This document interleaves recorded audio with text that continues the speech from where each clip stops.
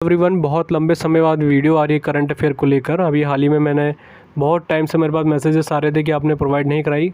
बीच में तबीयत ख़राब होने के कारण मैंने करंट अफेयर की वीडियोस देना मंथली बंद कर दी थी। तो नवंबर मंथ तक लास्ट थी। अब मैंने इसमें दिसंबर आपकी जो भी 2022 की अभी अप्रैल की है वो सभी को मैंने इंक्लूड कर रखा है। तो जो भी अगर जिनकी आपकी 2021 की करंट अफेयर छूट गई थी या 2022 की, अब मैं स्टार्टिंग से जनवरी से लेकर सारी अप्रैल तक आपको सारी इसमें मिल जाएगी। तो उसको बड़ा पेशेंसली देखिएगा सभी एग्ज़ाम्स के लिए, चाहे वो एसएससी की तैयारी कर रहे हो, एनटीपीसी की कर रहे हो, बैंकिंग एग्जामिनेशंस की तैयारी कर रहे हो। इसमें हम वही बात करेंगे जो हमारे एग्ज़ाम के रेलेवेंसी को मेंटेन करके चलें, ठीक है।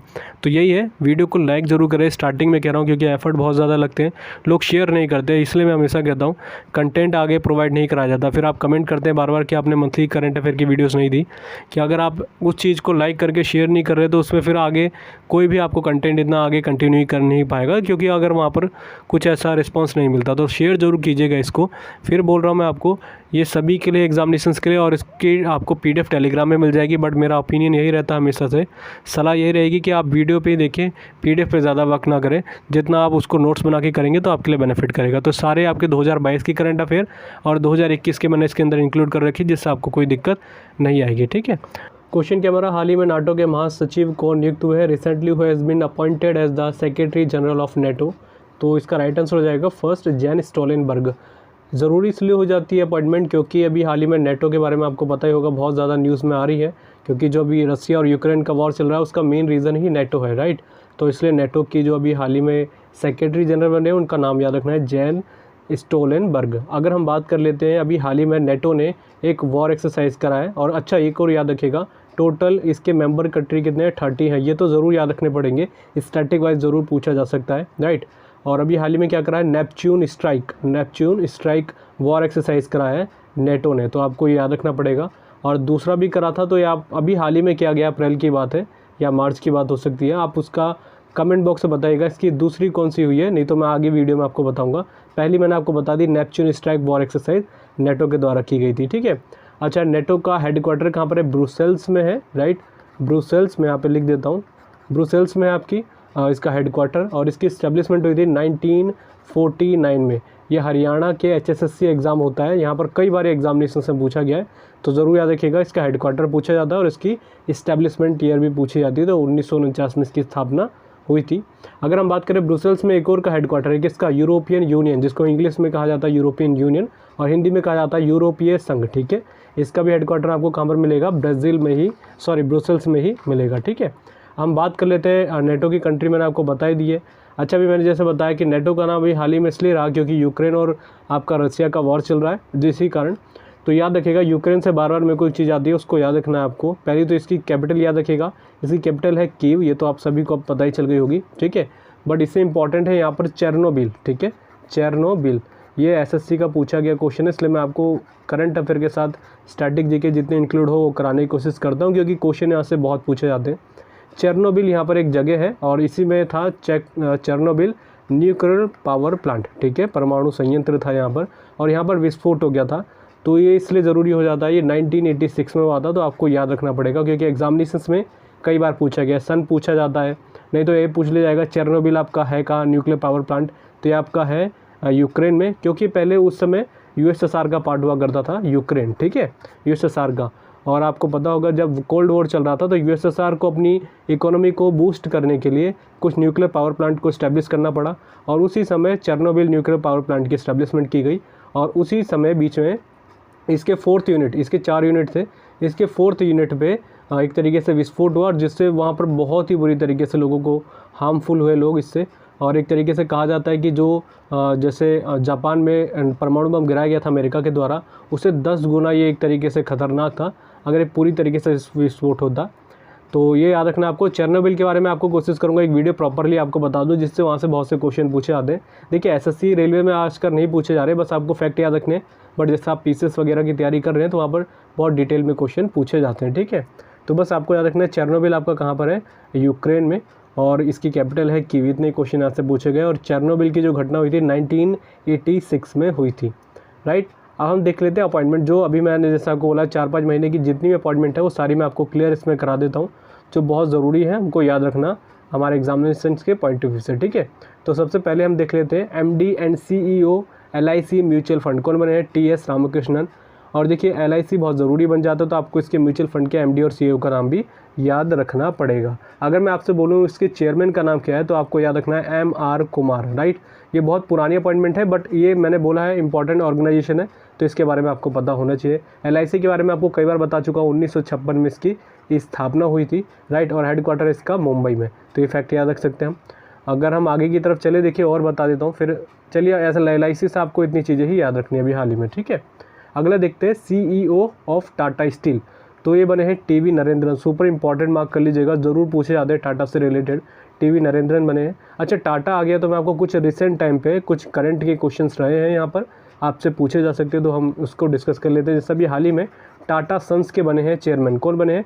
N चंद्रशेखरन, ठीक है, N चंद्रशेखरन, ये अभी हाल ही में बने हैं कहाँ के? टाटा सन्स के चेयरमैन। और ये 2 जगहों के हैं, अब ये को याद रखिएगा, अभी हाल ही में टाटा सन्स के बने थे और अभी एयर इंडिया के भी ये बने हैं, एयर इंडिया के, ठीक है। तो याद रखेंगे ये दोनों के हैं, तो आपको याद रखना पड़ेगा चेयरमैन। टाटा सन्स के पूछे जाएंगे तो आपको याद रखना है N चंद्रशेखरन, और एयर इंडिया का पूछा जाएगा तो आपको ये भी याद रखना है, राइट। अभी जैसे मैं आपको बताऊँ रतन टाटा, ठीक है, बहुत फेमस नाम है।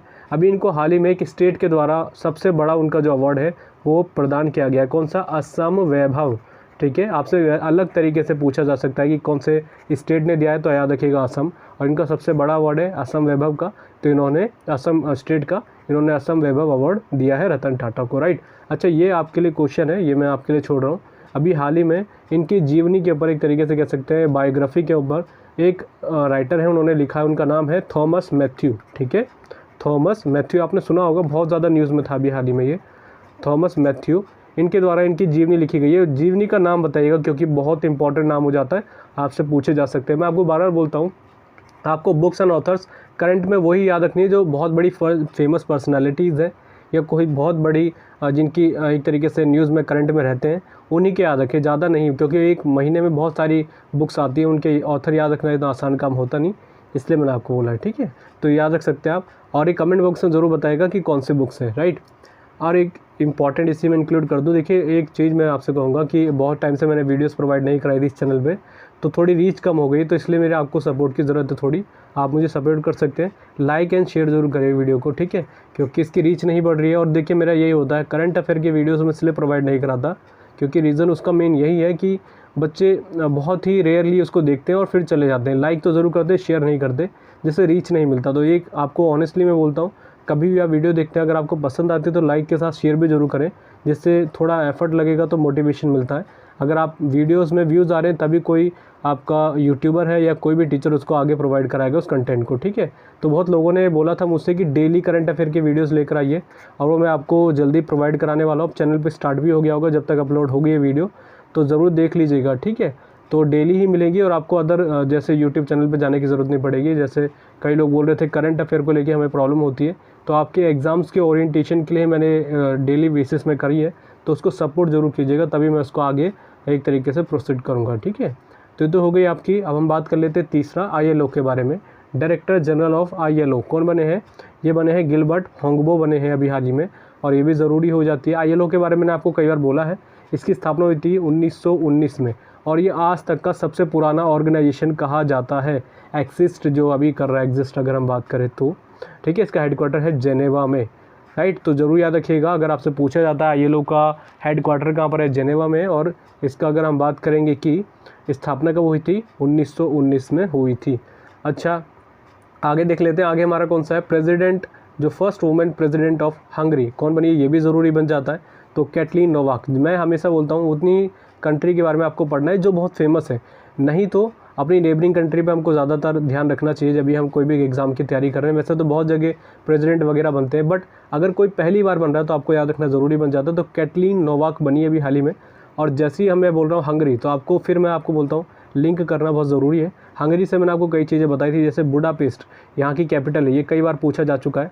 बुडापेस्ट यहाँ पे लिख देता हूँ मैं आपके लिए, बुडापेस्ट, ठीक है, यहाँ की ये कैपिटल है ये, और कई बार स्टैटिक वाइज पूछा गया बुडापेस्ट किसकी कैपिटल, हंगरी की। हाँ एक और याद रखिएगा, स्टैटिक हिसाब से मैं बताऊँ, एग्जाम में पूछा गया था कि अमृता शेरगिल का जन्म कहाँ पे हुआ था, या अमृता शेरगिल का संबंध कहाँ से रहा, तो हंगरी के बुडापेस्ट में रहा। अब ये कौन है, इतना बड़ा नाम है अमृता शेरगिल, तो याद रखेंगे ये बहुत बड़ी पेंटर रही हैं, ठीक है, पेंटर रही हैं अमृता शेरगिल, और इनसे रिलेटेड बहुत क्वेश्चन पूछे गए। पहला क्वेश्चन पूछा गया था इनका जन्म कहाँ हुआ था, बुडापेस्ट, ठीक है, कहाँ पर, बुडापेस्ट जो हंगरी में। अगर पूछा गया था दूसरी बात कि किससे इनका रिलेशन है, किस क्षेत्र से, तो चित्रकारी से रहा इनका संबंध। इनकी एक पेंटिंग पूछी गई थी यंग गर्ल, ठीक है, एसएससी का एग्जामिनेशन था, एग्जैक्टली मुझे सन याद नहीं है, बट ये पूछा गया था यंग गर्ल, एस नहीं है यहाँ पर, यंग गर्ल पेंटिंग किसने बनाई थी, तो अमृता शेरगिल ने बनाई थी, बहुत फेमस नाम रहा इनका। और आर्कियोलॉजिकल सर्वे ऑफ इंडिया की एक तरीके से जब इनका नाम था उस समय, इनको पूरे विश्व में 9 ऐसे बहुत ही अच्छे पेंटरों में इनको लिस्ट में इंक्लूड किया गया था। तो आप समझ सकते हैं कि कितना बड़ा नाम है अमृता शेरगिल का। तो ज़रूर याद रखिएगा, अगर आपसे पूछा जाएगा क्या है तो पेंटर भी है। तो इसी से स्टैटिक वाइज में बता रहा हूँ। देखिए कोई भी वर्ड आपको नया दिख रहा है तो उससे लिंक करते रहे और याद लगातार करते रहे, रिवीजन करने की आपको ज़रूरत नहीं पड़ेगी। ऐसे आप चाहे करंट पढ़ रहे हैं चाहे कोई भी सब्जेक्ट पढ़ रहे हैं, राइट। आगे की तरफ बढ़ते हैं। आगे हमारा कौन सा है, हंगरी हो गया आपका। Director of forest research institute कौन बने हैं अभी, इनका नाम रखेगा डॉक्टर रेणु सिंह बनी है अभी, ठीक है, सिंह है इनका पीछे सरनेम अगर हम बात करें तो। फॉरेस्ट रिसर्च इंस्टीट्यूट अगर ये पूछा जाएगा कहाँ पर है, कई बार पूछा गया स्टैटिक वाइज, तो याद रखेंगे उत्तराखंड के देहरादून में है फॉरेस्ट रिसर्च इंस्टीट्यूट। हाँ एक और याद रखेंगे, अगर इंस्टीट्यूट के बारे में बात कर ले तो इंडियन इंस्टीट्यूट ऑफ पेट्रोलियम, अगर ये पूछा जाता है कहाँ पर है ये, तो ये भी याद रखना उत्तराखंड में है, देहरादून में। कई बार पूछे गए दोनों क्वेश्चन, तो आपको याद रखना पड़ेगा। जैसे अगर मैं बोलूँ आपके एग्ज़ाम में अगर ये पूछ लिया जाता है कि ये तो हो गया आपका फॉरेस्ट रिसर्च के बारे में, हाँ ये बताइए रेणु नाम से आ रहा है, तो ये बताइए अभी हाल ही में कुछ समय पहले की बात है जब बिहार इलेक्शन हुए थे और वहाँ पे कई जैसे सीएम बने थे, क्योंकि डेप्यूटी सीएम ज़्यादा बने थे, तो एक रेणु नाम की भी थी। ये बताइए उनका पूरा नाम क्या है, क्योंकि इंपॉर्टेंट हो जाता है, क्योंकि बिहार की पहली डेप्यूटी चीफ मिनिस्टर बनी थी वो, तो उनका नया नाम में रेणु आता, तो आप पूरा बताइएगा, ठीक है। तो ये हो गए आपके। अगर हम बात करें महिलाओं के बारे में, अभी हाल ही में बहुत ज़्यादा न्यूज़ में रहा था, मैं आपको कुछ का नाम भी बताता हूँ। जैसे कि ONGC के भी हाल ही में अध्यक्ष बनी थी ONGC की, और कौन बनी थी, अलका मित्तल नाम था उनका, ठीक है, अलका मित्तल। और ONGC के बारे में कई बार पूछा था, स्थापना कब हुई थी, 1956 जब LIC की हुई थी। तो देखिए ऐसे कोरिलेट करते रहे, प्रॉब्लम नहीं आएगी। और अगर हम बात करें नेस्कॉम की पूछी जाती है, नेस्कॉम की चेयरपर्सन बोल सकते हैं, मैं पूरा नाम लिख देता हूँ यहाँ पे, नेस्कॉम, राइट। तो नेस्कॉम के बारे में पूछा जाता तो याद रखेंगे अभी चेयरपर्सन बनी थी रेखा मेनन, ठीक है। और अगर हम बात करते हैं, एक बार पूछ लिया गया था एग्जाम में किसकी स्थापना कब हुई थी, 1988 में। आपको डायरेक्टली इसी से लिंक करना है, मैंने आपको बताया था NHAI, ठीक है, इसका क्या होता है, national highway authority of India. तो ये है, इसकी स्थापना भी 1988 में ही हुई थी। अभी हाल ही में इसमें एक इसके अध्यक्ष बनी है, चेयरपर्सन कह सकते हैं, कौन बनी है, अलका उपाध्याय। तो लिंक करके रखें, अलका उपाध्याय, वो थी अलका मित्तल, ये है अलका उपाध्याय। तो इसकी भी स्थापना 1988 में हुई थी। तो सारे मैंने आपको लिंक करके बता दी जो आपको एटलीस्ट ये याद होने ही चाहिए, राइट। तो आगे की तरफ बढ़ते हैं। आगे हमारा कौन सा है, हमने कहाँ तक पढ़ लिया है, डॉक्टर रेणु के बारे में। अब देखते हैं director general of geological survey of India, super important mark कर लीजिएगा, कौन बने हैं, डॉक्टर S राजू बने हैं अभी हाल ही में। अगर देखिए पूछा जाएगा DG कौन बने हैं, तो ये तो बन गए हमारे डॉक्टर S राजू। हाँ अगर पूछा जाएगा डायरेक्टर कौन बने हैं, तो याद रखेंगे धृति बनर्जी, ठीक है, धृति बनर्जी। तो इनका नाम भी याद रखिएगा, धृति बनर्जी अभी हाल ही में बनी है, और ये फर्स्ट वुमेन है, महिला है, फीमेल अगर हम बात करें तो। अगर आपसे पूछा जाएगा जियोलॉजिकल सर्वे ऑफ इंडिया का हेडक्वार्टर कहाँ पर है, तो ये है आपके कोलकाता में, राइट। और अगर देखिए जैसे जियोलॉजिकल सर्वे ऑफ इंडिया आता है तो आपको तुरंत याद रखना है आर्कियोलॉजिकल सर्वे ऑफ इंडिया, ठीक है, ये है, यहाँ पे लिख देता हूँ मैं, आर्कियोलॉजिकल सर्वे ऑफ इंडिया। इसकी स्थापना पूछी जाती है कई बार, तो याद रखेंगे 1861 में। किसके द्वारा की गई थी, अलेक्जेंडर कंगिंघम के द्वारा, ठीक है, अलेक्जेंडर कंगिंघम के द्वारा। और ये कई बार पूछा था, हम देखिए रट्टा मारने वाली काम नहीं करते, मैंने आपको बोला था रट्टा नहीं मारना, आपको याद रखना है कि इसकी स्थापना किसके द्वारा की गई थी। बट एग्जाम में एक बार पूछ लिया गया था कि इसके फर्स्ट डायरेक्टर कौन थे, तो बच्चे इसमें कन्फ्यूज़न हो गए, क्योंकि स्थापना करना अलग है, डायरेक्टर वो अलग है। तो डायरेक्टर भी यही थे, अलेक्जेंडर कंगिंघम। तो आपको दोनों चीज़ें याद रखनी है। और अगर हम बात करें जैसे 1784 में एशियाटिक सोसाइटी की स्थापना की गई थी, एशियाटिक सोसाइटी, उसकी स्थापना के बेस पे ही अलेक्जेंडर कंगिंघम ने इससे इंस्पायर होकर आर्कियोलॉजिकल सर्वे ऑफ इंडिया की स्थापना करी 1861 में। तो आपसे पूछा जाएगा कि 1784 में किसकी स्थापना की गई थी, तो आप याद रखेंगे एशियाटिक सोसाइटी का नाम। और इसकी स्थापना किसने करी थी, तो विलियम जोन्स ने, ठीक है, विलियम जोन्स ने करी थी। तो मैंने आपको सारे फैक्ट बता दिए इससे लिंक करके। हाँ, ये यहाँ से मेरे को याद आया था, आपको एक चीज़ और बता दूँ, इसका हेडक्वार्टर पूछा जाता था। हेडक्वार्टर कई लोग कोलकाता लगा देते हैं, तो वो गलत है। इसकी स्थापना इन्होंने कोलकाता में करी थी, बट इसका हेडक्वार्टर है दिल्ली में, राइट। ये बहुत कन्फ्यूज़ करने वाला पॉइंट है, इसलिए मैं आपको बता रहा हूँ। इसकी स्थापना की गई थी कोलकाता में। तो आप क्वेश्चन देखिएगा कि किस टाइप का क्वेश्चन पूछा जा रहा है, ठीक है। आगे की तरफ बढ़ते हैं। MD of Delhi metro rail corporation कौन बने हैं? विकास कुमार बने हैं अभी हाल ही में। और अगर हम बात कर लेते हैं, बहुत ज़रूरी बन जाती है भी, आप याद रखेंगे दिल्ली मेट्रो रेल जो है आपकी स्थापना कब हुई थी, इसकी पहली बार कब चली थी? 2002 में, राइट। तो ये तो हो गया। अच्छा, ये भी कई बार पूछा जाता है कि कहाँ से कहाँ तक चली थी, जैसे दिल्ली के कई एग्जाम होते हैं वहाँ भी पूछा गया है। तो याद रखेंगे 30 हज़ारी से शहादरा, राइट। जो 30 हज़ारी कोट है वहाँ से शहादरा के बीच में पहली मेट्रो चली थी, जो दिल्ली मेट्रो थी। अगर पूछा जाएगा कि पहली बार भारत में कौन सी मेट्रो चली थी सबसे पहले, तो वो होगी कोलकाता मेट्रो, राइट। और कब चली थी ये सन आप कमेंट बॉक्स में बताइएगा। मैंने कई बार आपको बोला है पूरे टोटल कितने जोन है रेलवे में, अगर हम बात करें 18 जोन, उसमें से 17वां जो जोन है आपका यही है कोलकाता का, राइट। तो ये आपके लिए है कि कब इसकी एक तरीके से शुरुआत की गई थी कोलकाता मेट्रो की। बहुत पुरानी है ये, जैसे मैंने आपको कई बार बोला है सबसे पुराना हाई कोर्ट हमारे देश का है तो है कोलकाता, जिसकी स्थापना हुई थी 1862 में, राइट। और अगर हम बात कर लेते हैं मेट्रो मैन ऑफ इंडिया किनको कहा जाता है? मेट्रो मैन ऑफ इंडिया, तो उनका नाम है ई श्रीधरन, ठीक है, ई श्रीधरन ये नाम है, कई बार पूछा जाता है। और अगर आपसे पूछा जाएगा टाइगर मैन ऑफ इंडिया, तो उनका नाम है कैलाश सांखला। तो ये सारे नाम आपसे एग्जामिनेशंस में कई बार पूछे गए, मैंने आपको लिंक कर करके कई बार बताए भी हैं। आगे की तरफ बढ़ते हैं। Director of NCERT Dinesh Saklani बने हैं ये। और एनसीईआरटी की फुल फॉर्म डायरेक्टली पूछी गई है कई एग्जाम में, तो याद रखेंगे national council of educational and research and training, ठीक है। फिर दोबारा बता रहा हूँ मैं, national council of educational research and training. तो एनसीईआरटी की फुल फॉर्म याद हमको रखनी है। आगे की तरफ देखते हैं, आगे कौन सा है? Director general of ordnance factory कौन बने थे? ER शेख बने थे। और ऑर्डिनेंस फैक्ट्री की स्थापना पूछी जाती है कई बार, तो 1712 में, राइट। और इसका हेडक्वार्टर भी कोलकाता में है, क्योंकि देखिए ये सारी चीज़ें जो दिख रही हैं आपको अंग्रेज़ों के टाइम पे ही एक तरीके से इस्टेब्लिशमेंट कर दिया गया था। और अंग्रेज़ों के द्वारा किया गया था, तो आप सभी जानते हो ये तो 1911 में हमारी कैपिटल बनी थी दिल्ली, बट इससे पहले कैपिटल हमारी कौन सी थी? कोलकाता ही थी। सारा मेन जो काम होता था कोलकाता में ही हुआ करता था। तो इसलिए ही ये सारी जिनके हेडक्वार्टर थे सारे आपको कोलकाता में मिलेंगे, जो बहुत पुरानी। अगर आपको तुक्का भी मारना है तो आप ऐसे याद रख सकते हो, जैसे मैंने आपको भी बताया हाई कोर्ट सबसे पुराना हमारे देश का कौन सा रहा है? कोलकाता, राइट। तो आपको ऐसे याद रखने में प्रॉब्लम नहीं आएगी। और आगे की तरफ देखते हैं, आगे हमारे कौन से हैं। अगली अपॉइंटमेंट देख लेते हैं, अगली अपॉइंटमेंट हमारी कौन सी है? रेलवे बोर्ड के चेयरमैन कौन बने हैं? VK Tripathi, sorry VP Tripathi. यहाँ पे थोड़ा गलत कर दिया गया, इसको VK कर लेना है, ठीक है। अब ये बहुत ज़रूरी बन जाती है, रेलवे बोर्ड के चेयरमैन बने तो आपको याद रखना पड़ेगा। देखिए यहीं से मेरे को याद आ गया, SSC के चेयरमैन भी याद रखिएगा, अभी हाल ही में बने हैं। क्या नाम है उनका? उनका नाम है S किशोर नाम है, राइट। तो उनका नाम भी याद रखिएगा। और हमेशा बोलता हूँ SSC की आपको याद रखनी है, स्थापना हुई थी 1976 में हुई थी इसकी स्थापना, सॉरी 1975 थी। आप थोड़ा क्रॉस चेक कर लीजिएगा कि इसमें 1976 था या 75, एग्जैक्टली मुझे याद नहीं आ रहा अभी, शायद 5 था। अगर हम बात करते हैं SSC के बारे में, तो आपको ये भी याद रखना पड़ेगा UPSC की, ठीक है। इसकी स्थापना हुई थी 1926 में। अच्छा, अभी हाल ही में बताइएगा, अभी 5-6 महीने पहले की बात है, इसके चेयरमैन कौन बने थे? ये भी ज़रूरी बन जाता है, ये आपके लिए कमेंट बॉक्स के लिए। देखिए जो जो क्वेश्चन मैं आपको बोल रहा हूँ कमेंट बॉक्स के लिए मैं ऑलरेडी आपको कई बार अपनी वीडियोज़ में बता चुका हूँ। थोड़ा ये भी देखना चाहिए कि कितना आपने इसको तैयार करा है, राइट।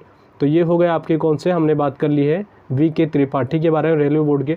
अच्छा, अभी हाल ही में मुझे और 2-3 अपॉइंटमेंट याद आ रही है, मैं आपको बता दूं। एक चीज़ और बता दूं, कई लोग बोलते हैं PDF आप दे दीजिए। PDF तो आपको टेलीग्राम में मिल जाएगी। अब देखिए जो एडिशनल मैं नॉलेज देता हूँ ना, वो मैं PDF में नहीं दे पाता हूँ, क्योंकि मैं करंट हो, स्टैटिक GK हो, आपने मेरी वीडियोस देखी है, लोगों ने बहुत पसंद किया है। जैसे कई बोलते हैं आप नॉलेज इतनी सारी गेन कैसे कर लेते हैं, लिंक कैसे कर देते हैं। यही तरीका कि आप जैसे पढ़ेंगे उसी तरीके से आपको प्रोवाइड कराना चाहिए। तो ये कई चीज़ें मैं आपको जो नई बताता हूँ, ये नहीं बता पाता हूँ इसके PDF के अंदर, क्योंकि जब मैं PDF बना रहा हूँ तो मुझे इतनी चीज़ें याद नहीं आती। जैसे मैं एक फ्लो में जब आपको वीडियो में बताता हूँ तो वो सारी चीज़ें मेरे सामने आ जाती है, इसलिए मैं आपको जल्दी बता देता हूँ। तो ये थोड़ा बहुत आपको वीडियो पर ज़्यादा फोकस रखना है। PDF आपको मिल ही जाएगी, बट अगर मैं बोलूँ अपने कंटेंट के साथ तो 70% आपको PDF का वो PDF में ही मिलेगा, बाकी आपको 30% और वीडियो देखनी पड़ेगी, ठीक है। और हमेशा बोलता हूँ PDF पे बिल्कुल ना जाए, खुद नोट्स बनाए, खुद देखें। जितना मैं आपको तरीके से समझा के करा रहा हूँ उतना आपको दिमाग में फटाफट बैठ जाएगा। हम बात कर लेते हैं एसोचैम के बने थे अभी हाल ही में, ये भी इंपॉर्टेंट हो जाती है एसोचैम के, ठीक है। एसोचैम के कौन बने हैं अध्यक्ष? अभी सुमंत सिन्हा, तो इनका भी नाम याद रखिएगा, सुमंत सिन्हा बने हैं अभी हाल ही में। और जैसे अगर हम बात करें उत्तराखंड का भी एक मैं आपको बता दूं, अभी हाल ही में उत्तराखंड की बनी थी कौन, आपकी फर्स्ट महिला स्पीकर बनी थी, उनका नाम ज़्यादा न्यूज़ में रहा था इसलिए आपको याद रखना पड़ेगा, रितु भंडारी, राइट। तो इनका नाम याद रखिएगा, रितु भंडारी बनी थी उत्तराखंड की पहली महिला स्पीकर। अगर हम बात करें, अभी मैंने आपको लगभग नवंबर के बारे में बताया था, नवंबर था या दिसंबर के टाइम पे, कि गुजरात विधानसभा की पहली महिला स्पीकर बनी थी, उनका नाम था नीमा बेन, ठीक है, नीमा बेन। तो इन दोनों के नाम आपको ऐसे लिंक करके आसानी से हो जाएंगे। हम बात कर लेते हैं उत्तराखंड के बारे में, आपको जल्दी से कुछ करंट के बता दूं जो कुछ समय पहले के रहे 5-6 महीने में। जैसे अभी मैंने आपको कुछ समय पहले बताया था, एक दिन की सीएम बनी थी, कौन बनी थी, सृष्टि गोस्वामी, सृष्टि गोस्वामी। इनका नाम सुपर इंपॉर्टेंट है, आपके एग्जाम में जरूर पूछा जाएगा। अभी रिसेंट का कोई एग्जामिनेशन हुआ था, वहाँ पर पूछ लिया गया था, इसलिए मैं आपको बोलता हूँ ऐसी चीज़ें आपको याद रखनी पड़ेगी।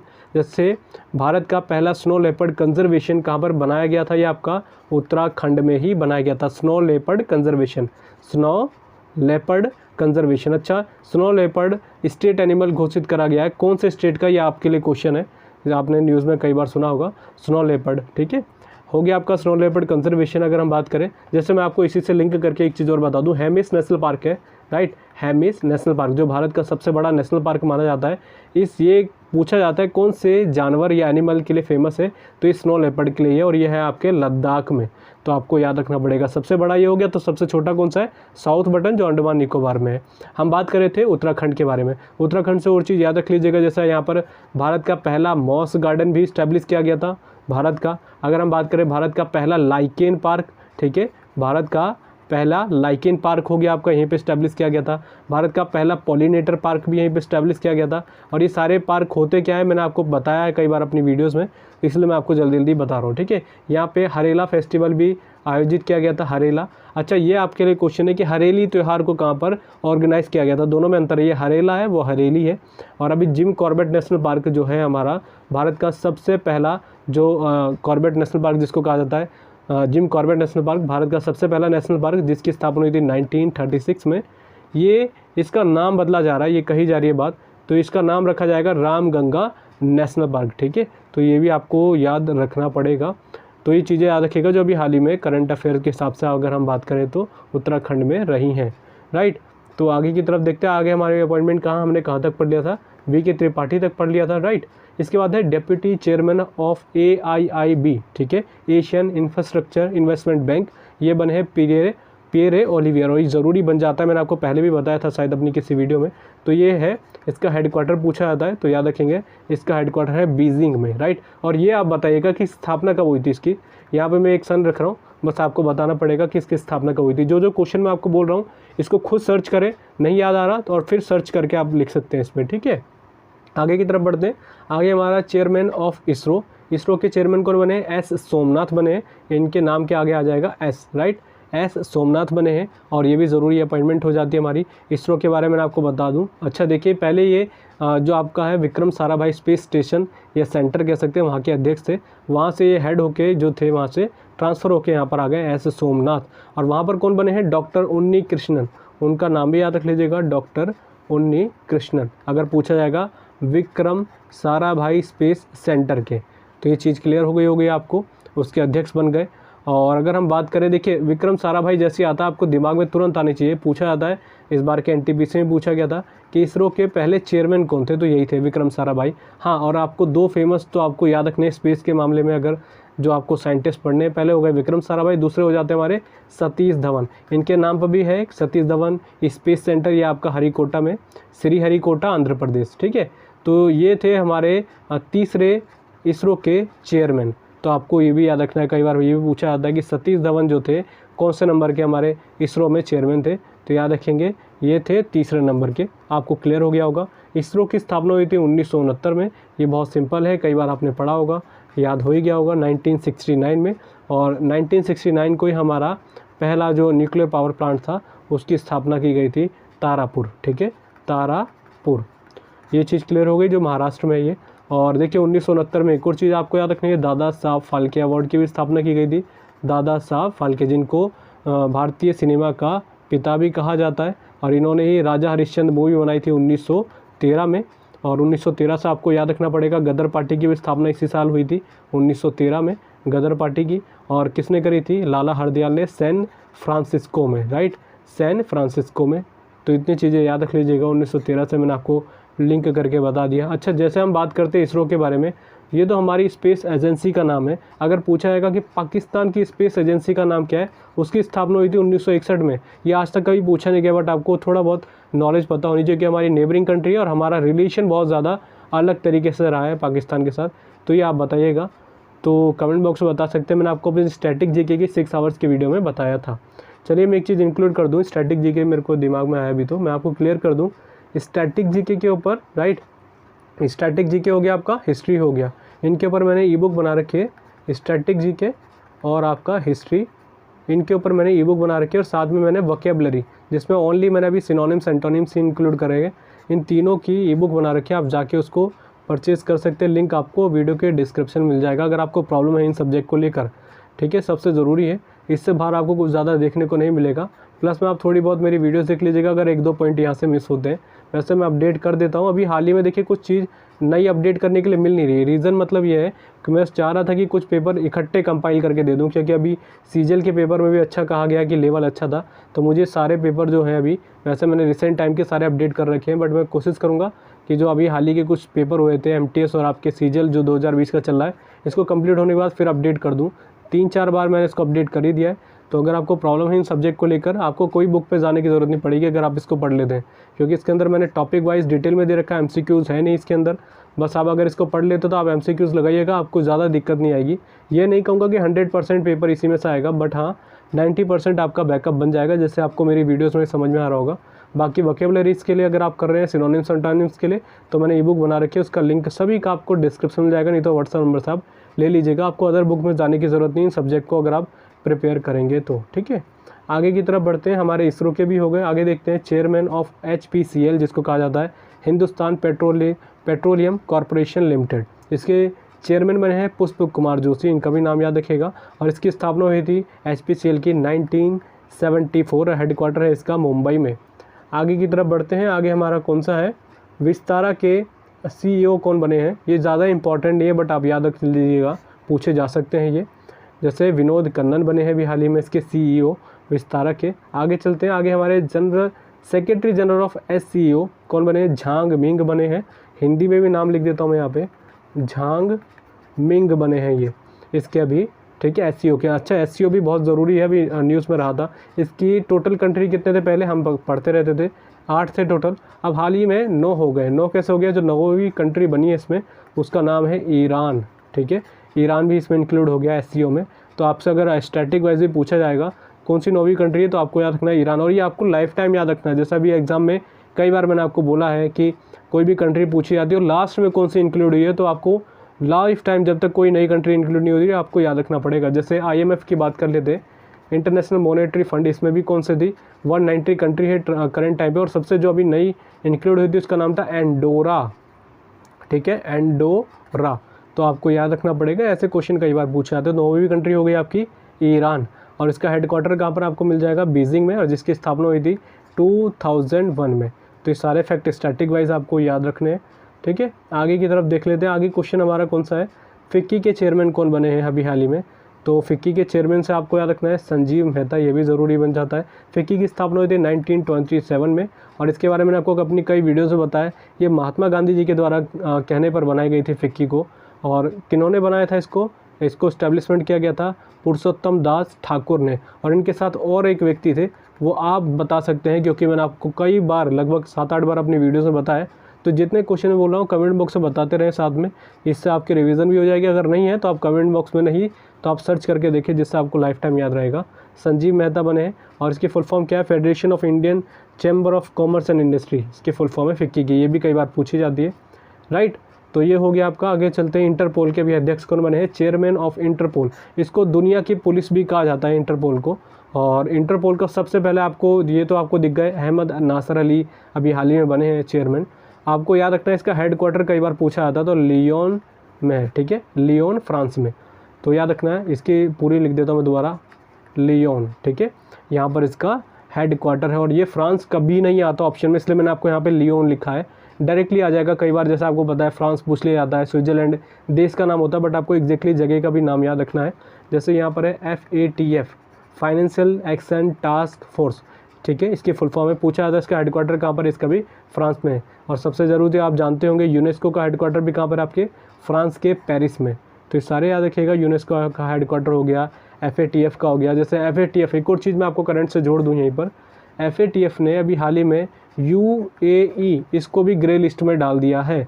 और ग्रे लिस्ट में क्यों डाला जाता है, एक तरीके से आतंकवाद के मामले में कहीं अगर सम्मिलित पाया जाता है किसी भी कंट्री को, या वो रोक नहीं पाता उस जगह में, अपनी जगह कंट्री में उसको कंट्रोल करने में, तो उनको ग्रे लिस्ट में डाल दिया जाता है। जैसे आप सभी जानते हैं पाकिस्तान को भी करंट टाइम में भी ग्रे लिस्ट में डाला गया है।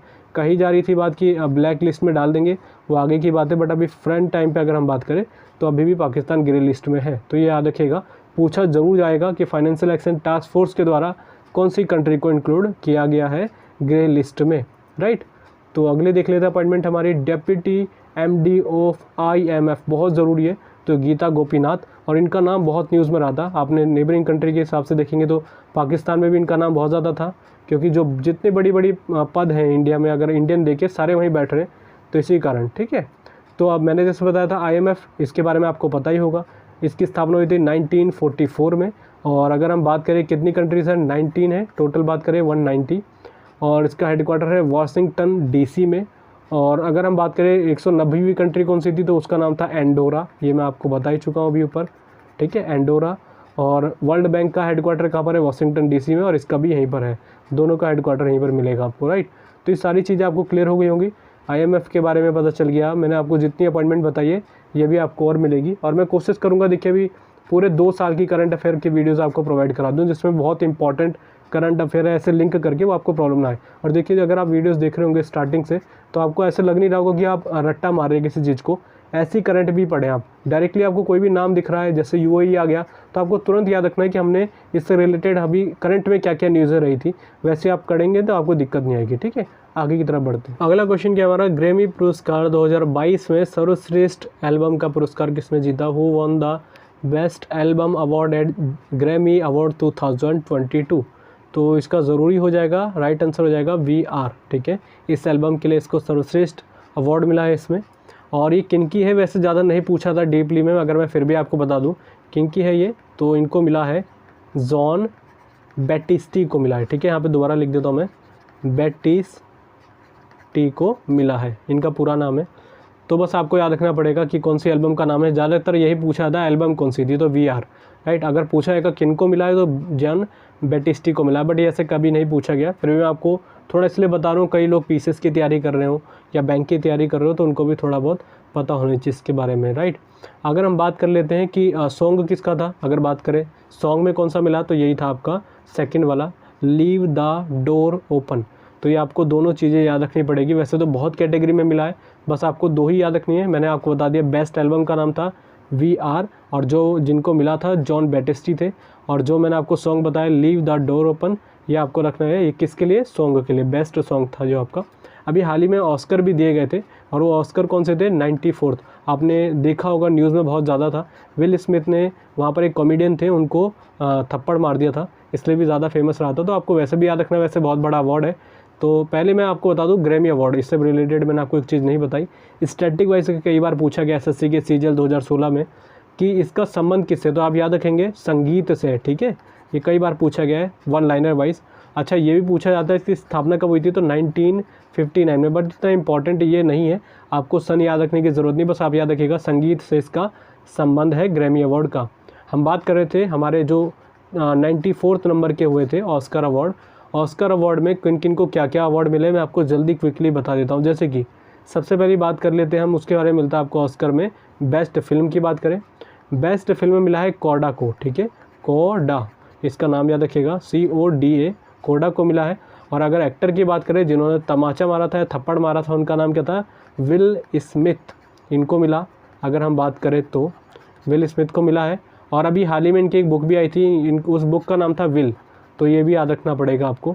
इसके आगे कोई नाम आगे था कि नहीं, ये आप कमेंट बॉक्स में बताइएगा कि एग्जैक्टली यही नाम था विल स्मिथ की जो बुक आई थी।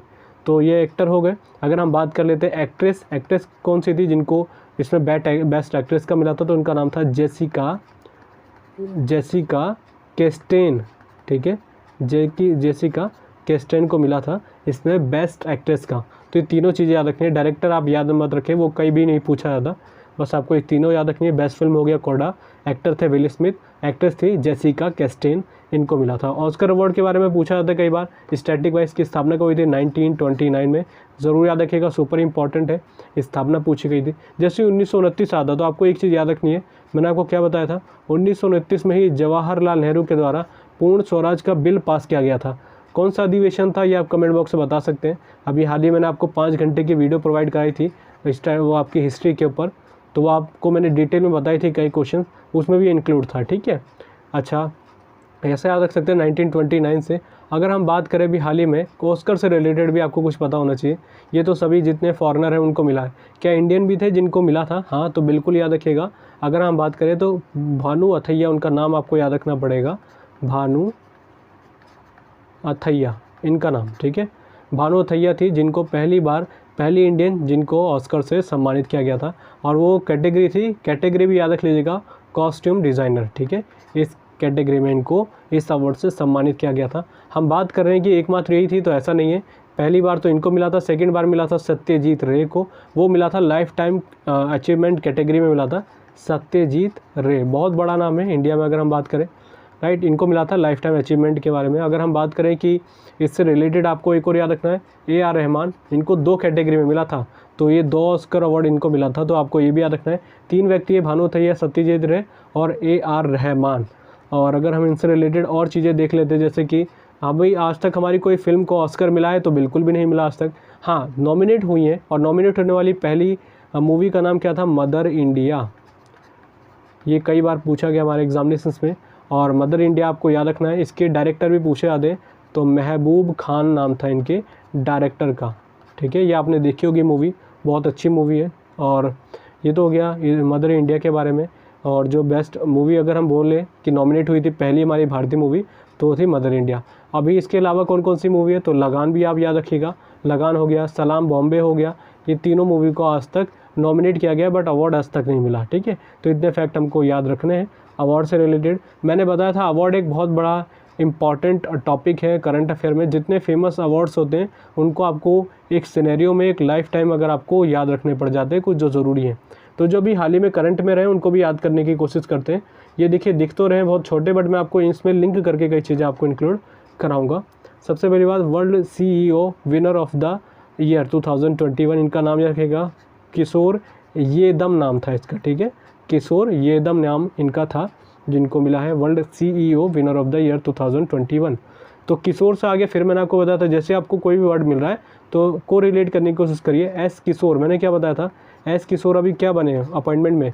तो बने थे SSC के चेयरमैन बने थे, और SSC तुरंत आ गया। तो मैंने आपको बताया था इसकी स्थापना याद रखिएगा, शायद 1976 है। मैं फिर बार बोल रहा हूँ, आपको क्रॉस चेक कर लीजिएगा 1975 है कि 1976। और UPSC भी याद रख लीजिएगा कि उसकी स्थापना हुई थी 1926 में, ठीक है। अच्छा, अगला देखते हैं, first Guinness world record in numerology, तो किन को मिला है? JC चौधरी को मिला। ये भी याद रख लीजिएगा, ज़रूरी हो, इंपॉर्टेंट हो जाता है हमारे लिए। यहाँ से आगे की तरफ बढ़ते हैं। आगे हमारा national award doctor Subhash Mukherjee, किनको मिला है? सतीश अडिगा को मिला है। और जैसे सुभाष नाम आता है, आपको सुभाष चंद्र बोस का नाम याद रखना पड़ेगा। करंट में उनका नाम कई बार रहता है, जैसे कि अभी हाल ही में पराक्रम दिवस तो आप जानते ही हैं, मनाया गया था पराक्रम दिवस।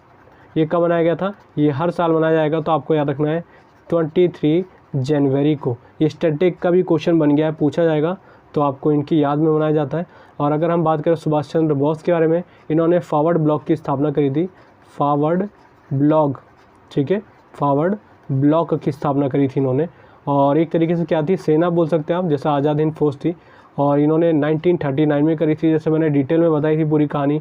इनका रीज़न क्या था, क्योंकि ये INC में अध्यक्ष बन गए थे, जीत भी गए थे, बट इनको एक तरीके से किसी ने सपोर्ट नहीं करा, तो मजबूरी में इनको INC से इस्तीफा देना पड़ा, और फिर इन्होंने फॉरवर्ड ब्लॉक की स्थापना कर दी थी, जो इनका मेन मोटो था कि अंग्रेज़ों को हम एक तरीके से बाहर कर देंगे, एक ऐसी सेना बना के। इन्होंने दिल्ली चलो का नारा दिया था, ठीक है, तुम मुझे खून दो मैं तुम्हें आज़ादी दूंगा, ये भी इनका नारा था। तो 2-3 फैक्ट याद रखिएगा, जल्दी जल्दी देख रहे हैं हम बात कर रहे थे अडिगा। जैसे अडिगा आता है, फिर एक और आपको लिंक करना है। मैंने आपको बताया था अरविंद अडिगा, इनका नाम बहुत फेमस रहा है, ठीक है। बुकर प्राइज़ दिया गया था इनको 2008 में, राइट। 2008 में मिला था। कौन सी बुक थी? The white tiger. ये कई बार पूछा जा चुका है, द वाइट टाइगर, इस बुक के लिए इनको मिला था। ये कई बार पूछा गया कि कौन से सन में मिला था, तो आपको 2008 याद रखना है। कौन सी बुक के लिए मिला था? The white tiger. और किन के द्वारा लिखी गई थी? अरविंद अडिगा के द्वारा लिखी गई थी ये। और अरविंद अडिगा से आपको ये याद रखना है। The last man in tower, ये भी इनकी बुक है। The last man in tower, ये भी इनकी बुक है। ये कई बार पूछा जाता है, ऐसे फेमस है। और अगर हम बात करें कि पहले ऐसे व्यक्ति कौन थे जिनको बुकर प्राइज से सम्मानित किया गया था, फर्स्ट इंडियन, तो उनका नाम था अरुंधति रॉय। अरुंधति रॉय। और कौन सी बुक के लिए मिला था? The God of small things, तो इसका भी नाम याद रखिएगा। और कब मिला था इनको? 1997 में, जब हमारे जो सबसे बड़े साइंटिस्ट माने जाते हैं हमारे डॉक्टर APJ अब्दुल कलाम, इनको भारत रत्न से सम्मानित किया गया था 1997 में। तो ये भी याद रख लीजिएगा, क्वेश्चन कहीं से भी आपको लिंक करने आने चाहिए।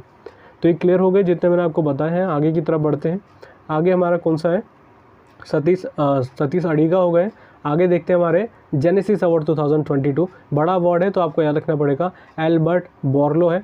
एल्बर्ट में ई लगा लीजिएगा, ठीक है। बोरलो है। जैसे ही बोरलो आता है तो आपको याद रखना है बोरलॉग, ये भी तो बहुत फेमस नाम है बोरलॉग। बोरलॉग से कैसे याद रखना है? ये ग्रीन रेवोल्यूशन के जनक कहे जाते हैं पूरे विश्व में। भारत में अलग है, ठीक है, बट ये पूरे विश्व में बोला जाएगा कि ग्रीन रेवोल्यूशन, जिसको कहते हैं हरित क्रांति, तो उसके संस्थापक किनको कहा जाएगा? Albert Borlaug. ये तो अलग हो गए, मैं आपको बताया था नॉर्मन बोरलॉग, ठीक है। इनके आगे हो जाएगा नाम नॉर्मन बोरलॉग। ये थे एल्बर्ट बोरलो, जिनको जेनेसिस अवार्ड मिला 2022 में। देखिए इसी से एक चीज़ और बता दूं, अभी हाल ही में कुछ समय पहले पद्म पुरस्कार को डिस्ट्रीब्यूट भी किया गया था, प्रदान किया गया था। बहुत सारे अवार्ड दिए गए थे, तो पद्म पुरस्कार भी दिए गए थे और ये ज़रूरी बन जाते हैं। पद्म में बात करेंगे तो पद्म विभूषण कितनों को मिला है? 4 लोगों को मिला है। अगर हम बात करें पद्म भूषण कितनों को मिला है, तो मिला है 17 लोगों को। अगर हम बात करें पद्म श्री कितनों को मिला है, तो ये मिला है 107 को। तो इनके सभी के नाम याद रखिएगा किन किन को मिला है, ठीक है। अगर हम 4 में बात करें, ये कौन कौन से थे, इनके बारे में आपको याद पता ही होगा। जैसे क्या नाम है? पहले का नाम प्रभा आत्रे, प्रभा आत्रे को मिला है। और ये किस लिए मिला है? इनको आर्ट में मिला है। और कैटेगरी भी कई बार पूछ ली जाती है, आपको नाम ही नहीं कैटेगरी भी रखनी है, किस कैटेगरी में इनको मिला है। तो आर्ट में मिला है इनको, कला के क्षेत्र में मिला है प्रभा आत्रे को। ये पद्म विभूषण की बात कर रहा हूँ, क्योंकि Padma Vibhushan second highest civilian award है हमारे देश का। हमसे कई बार कैटेगराइज भी करने के लिए बोला जाता है कि हमारे देश के जितने बड़े अवार्ड हैं उन सभी को कैटेगराइज करो। तो नंबर 1 पे आता है भारत रत्न हमारा, फिर सेकंड में आता है पद्म विभूषण, फिर आता है भूषण, फिर आता है पद्मश्री। तो इसलिए आपको याद रखना है, इसलिए कम लोगों को मिलता है। ये 4 लोगों को मिला इस बार। पहले हो गए हमारे कौन से? प्रभा आत्रे, नाम हो गया पहला। दूसरा नाम है जनरल विपिन रावत, जिनका भी हाल ही में निधन हुआ था। उनको कौन सी कैटेगरी मिला है? सिविल सर्विस में मिला है। तीसरे नंबर पे अगर हम बात करें तो बना है राधे श्याम तिवारी को। तीसरे नंबर पे हम बात करें राधे श्याम तिवारी, इनको मिला है। इनकी कैटेगरी ज़रूर याद रखिएगा, जो फेमस नाम नहीं हमने पढ़े हैं, जैसे तो इनके बारे में जानते हैं जनरल विपिन रावत के बारे में, इनके बारे में हमने नहीं पढ़ा तो याद रखेंगे इनको मिला है शिक्षा के क्षेत्र में, एजुकेशन की फील्ड में मिला है। और चौथे नंबर पे आ जाते हैं हमारे कल्याण सिंह, इनका नाम तो सुना ही होगा, कल्याण सिंह। और ये CM रहे थे एक टाइम पे यूपी के, तो इनको मिला है पब्लिक अफेयर्स में मिला है। तो इनका भी नाम याद रखिएगा, 4 व्यक्ति जिनको मिला है। वैसे पद्म अगर हम बात करें भूषण के बारे में 17 लोगों को मिला है। उनमें फेमस नाम मैं आपको बता दूं, जैसे कि देवेंद्र झाझड़िया को मिला है भाला फेंक, जिसको कहते हैं जेवलिन थ्रो, राइट। और इनको याद रखिएगा, पैरा खिलाड़ी हैं ये, अभी हाल ही में इन्होंने एक मेडल लिया था पैरालंपिक में। ये आप कमेंट बॉक्स में बताइएगा देवेंद्र झाझड़िया के बारे में, देवेंद्र झाझड़िया, ठीक है। और बात करें अभी हाल ही में किनको मिला, गुलाम नबी आज़ाद को ही मिला था, गुलाम नबी आज़ाद को। और अगर हम इनके अलावा बात करें राजीव महर्षि को मिला था, राजीव महर्षि को ही मिला है। और अगर हम बात करें इनके बाद सत्य नडेला, सुपर इम्पॉर्टेंट है, सत्य नडेला को मिला है, साइरस पूनावाला को मिला है, राइट। तो ये सारे नाम याद रखिएगा जिनको अभी पद्म भूषण मिला है, क्योंकि देखिए ऐसे तो नहीं पूछा जाता, बट डायरेक्टली पूछ लिया जाएगा कि एग्जाम में कि अभी हाल ही में जैसे गुलाम नबी आज़ाद को किस अवार्ड से सम्मानित किया गया है, वहाँ पे पद्मश्री भी आएगा, पद्म भूषण आएगा, वहाँ पर हम कन्फ्यूज़ हो जाते हैं। जैसे आपको ये बताना है, अभी हाल ही में जैसे मैं आपको बता दूँ, नेताजी अवार्ड 2022 को घोषणा की गई, उसमें दिया गया था शिंजो आबे को। शिंजो आबे कौन थे? शिंजो आबे, ये आपको जापान से इनको पता होगा, जापान के PM रहे थे ये, जापान के। और आपको याद रखना है इनको अभी हाल ही में पद्म पुरस्कार भी दिए गए थे, इससे पहले के कौन से दिए गए थे, पद्म भूषण दिया गया था या पद्म विभूषण, या आप कमेंट बॉक्स में बता सकते हैं। जापान से आपको याद रखना है कि यहाँ पर एक इनकी पोशाक है, आपने कई बार कार्टून वगैरह में भी देखा होगा, एक टाइप की स्लिम होती है एकदम इनकी जो पोशाक होती है, उस पोशाक का नाम है, उसको कहते हैं कीमोनो। ये एसएससी का पूछा गया क्वेश्चन है, ठीक है। जो इनके परंपरागत एक तरीके से जो कपड़े पहनते हैं उसको कहते हैं कीमोनो। तो ये सारे नाम हो गए जो मैंने आपको बता दिए इससे रिलेटेड। आगे देखते हैं, आगे हमारे कौन से मिस वर्ल्ड 2022 कैरोलिना बिलवास्का बनी है, ठीक है। नाम थोड़ा सा कॉम्प्लिकेटेड है, इसको याद रखिएगा, बहुत ज़रूरी बन जाता है, मिस वर्ल्ड 2021, ठीक है। और अगर हम बात कर लेते हैं कि जैसे ज़रूरी है कौन सी कंट्री की है, तो पोलैंड की कंट्री है, ये याद रख लीजिएगा। अभी हाल ही में बनी थी मिस यूनिवर्स, कौन बनी थी? हरनाज संधू बनी थी ये। और अगर हम बात करें कि मिस यूनिवर्स बनी थी वो, और अगर हम बात करें पूरे भारत में भारत की पहली महिला कौन सी थी जो मिस यूनिवर्स बनी थी, उसका नाम था सुष्मिता सेन। इनका नाम तो आप सभी जानते होंगे। अच्छा, ये आप कमेंट बॉक्स में बता सकते हैं कौन से सन में मिली थी इनको, ये क्या पता आपकी स्टैटिक वाइज क्वेश्चन पूछा जाए। पहले बता दिया मैंने आपको, मिस वर्ल्ड बनी 2021 की कैरोलिना बनी है। मिस यूनिवर्स अभी बनी थी हाल ही में कौन? हरनाज संधू जो इंडियन थी। अगर हम बात करें जैसे कि वुमेंस से related, international women's of courage award मिला था, भूमिका श्रेष्ठ को मिला था, ठीक है। भूमिका, मैं यहाँ नाम लिख देता हूँ, भूमिका श्रेष्ठ को मिला अभी हाल ही में। कौन सा अवार्ड मिला है दोबारा मैं आपको बता रहा हूँ, international women's of courage award. और ये कहाँ की है? नेपाल की, ये भी आप याद रख सकते हैं यहाँ से। और जैसे अगर बात करें मिस इंडिया, अगर हम बात करें miss India world wide queen बनी थी, कौन बनी थी? पूजा बदलानी। इनका नाम बहुत ज़्यादा रहा था, पूजा बदलानी। तो इन सभी के नाम याद रखिएगा, कई बार पूछ लिए जाते हैं अलग अलग तरीके से। और मैं ये जो आपको नाम लिख रहा हूँ, ज़्यादा किसी किसी को शॉर्ट में लिख रहा हूँ, किसी के पूरे नाम लिख रहा हूँ। जिनके नाम बहुत आसानी से आप बोल सकते हैं उनको मैं जल्दी बता दे रहा हूँ, जो कॉम्प्लिकेटेड है उनको लिख रहा हूँ, क्योंकि उससे वीडियो बहुत ज़्यादा लंबी हो जाती है। तो इसलिए आपको पहले भी आपने नाम सुनेंगे, इसलिए जल्दी जल्दी मैं आपको बता रहा हूँ। जो कॉम्प्लिकेटेड है उनको लिख के जरूर बताऊँगा। अगला अवार्ड कौन सा? रामानुजन अवार्ड। किनको मिला है? नीना गुप्ता को। इनका भी नाम याद रख लीजिएगा, ठीक है। और आगे की तरफ बढ़ते हैं। आगे हमारे कौन से? ICC cricketer of the year, ये वो सुपर इंपॉर्टेंट है, इसको मार्क रखना है। शाहीन शाह अफरीदी, ये पाकिस्तान के फास्ट बॉलर है, ठीक है। तो इसी से याद आ गया, जो अभी हाल ही में वर्ल्ड कप होने वाले T20 के, ठीक है, ये कहाँ पर होंगे? भारत में होंगे। तो ये भी याद रख लीजिएगा, अक्टूबर नवंबर में होंगे शायद, मुझे एग्जैक्टली याद नहीं। बस आपको याद रखना है जो अब होने वाले हैं उनका नाम याद रखना है, 2022 के, वो भारत में ही होंगे, राइट। तो ये याद रख सकते हैं हम। आगे की तरफ देख लेते हैं, आगे कौन से? अच्छा चलिए, आईसीसी से रिलेटेड हो गया। कई फैक्ट ऐसे क्वेश्चन है जो आपसे पूछे जा सकते हैं, जैसे अभी हाल ही में क्रिक इन्फो, मैं यहाँ पे नाम लिख रहा हूँ, क्रिक इन्फो, इसके द्वारा, ये पूरा नाम लिख देता हूँ, क्रिक इन्फो ESPN, इनके द्वारा बहुत अवार्ड दिए गए थे। आपको 2-3 याद रखने, जिनका नाम बता दूं। क्रिक इन्फो के द्वारा दिया गया था पहला award captain of the year, वो मिला था विलियमसन को, जो न्यूजीलैंड के हैं, ठीक है। कैप्टन जो है विलियमसन, उनका नाम याद रखिएगा। अगर आपसे पूछा जाएगा टेस्ट बैटिंग के लिए किनको मिला था, टेस्ट बैटिंग के लिए, तो उनका नाम था ऋषभ पंत, ठीक है। ऋषभ पंत हमारे विकेट कीपर हैं, बहुत बड़े प्लेयर हैं ऋषभ पंत, तो आपको ये याद रखना पड़ेगा। ऋषभ पंत को भी हाल ही में उत्तराखंड का ब्रांड एम्बेसडर भी बनाया गया है, ठीक है। ब्रांड एम्बेसडर बनाया गया है ऋषभ पंत को। तो ये चीज़ें याद रख सकते हैं, लिंक करके मैंने आपको बता ही दी है। आईसीसी से रिलेटेड कुछ फैक्ट मैं आपको बता दूं, जैसे कि अभी हाल ही में आईसीसी वर्ल्ड कप हुआ था वुमेन का, ये किसने जीता था? ऑस्ट्रेलिया ने। जैसे भी हाल ही में ऑस्ट्रेलिया ने T20 वर्ल्ड कप जीता था न्यूजीलैंड को हरा के, वैसे ही इन्होंने ऑस्ट्रेलिया ने जीता है, जो वुमेंस कप था ये वर्ल्ड कप, इसको जीता ऑस्ट्रेलिया ने, हराया था इंग्लैंड को। तो देखिए ये भी याद रखिएगा, उपविजेता क्या है, कि कई बार ऐसे जो बड़े बड़े अवार्ड होते हैं, या बड़े बड़े वर्ल्ड कप हो गया आपका, फीफा हो गया, तो इनके जो उपविजेता टीम है उनके बारे में भी आपको याद रखने चाहिए, क्योंकि कई बार पूछ लिए जाते हैं। तो ये तो हो गया हमारी ऑस्ट्रेलिया, उन्होंने जीता है, हारी थी इसमें इंग्लैंड। अगर पूछा जाएगा कि जैसे मैंने आपको बताया ICC cricketer of the year, तो बन गए आपके कौन? शाहीन शाह अफरीदी। अगर पूछा जाएगा आईसीसी मेंस में T20 player of the month, या player of the year, sorry player of the month नहीं कहेंगे, प्लेयर ऑफ द ईयर, तो उनका नाम था रिजवान। ये भी ओपनिंग करते हैं पाकिस्तान की तरफ से, ठीक है। रिजवान, जिन्होंने अभी हाल ही में अच्छी बैटिंग भी करी थी T20 वर्ल्ड कप में। हाँ, ODI प्लेयर की बात करेंगे तो उनका नाम है बाबर आजम। ये भी कौन थे? ये पाकिस्तान के कैप्टन हैं। तो इन सभी के नाम याद रखिएगा।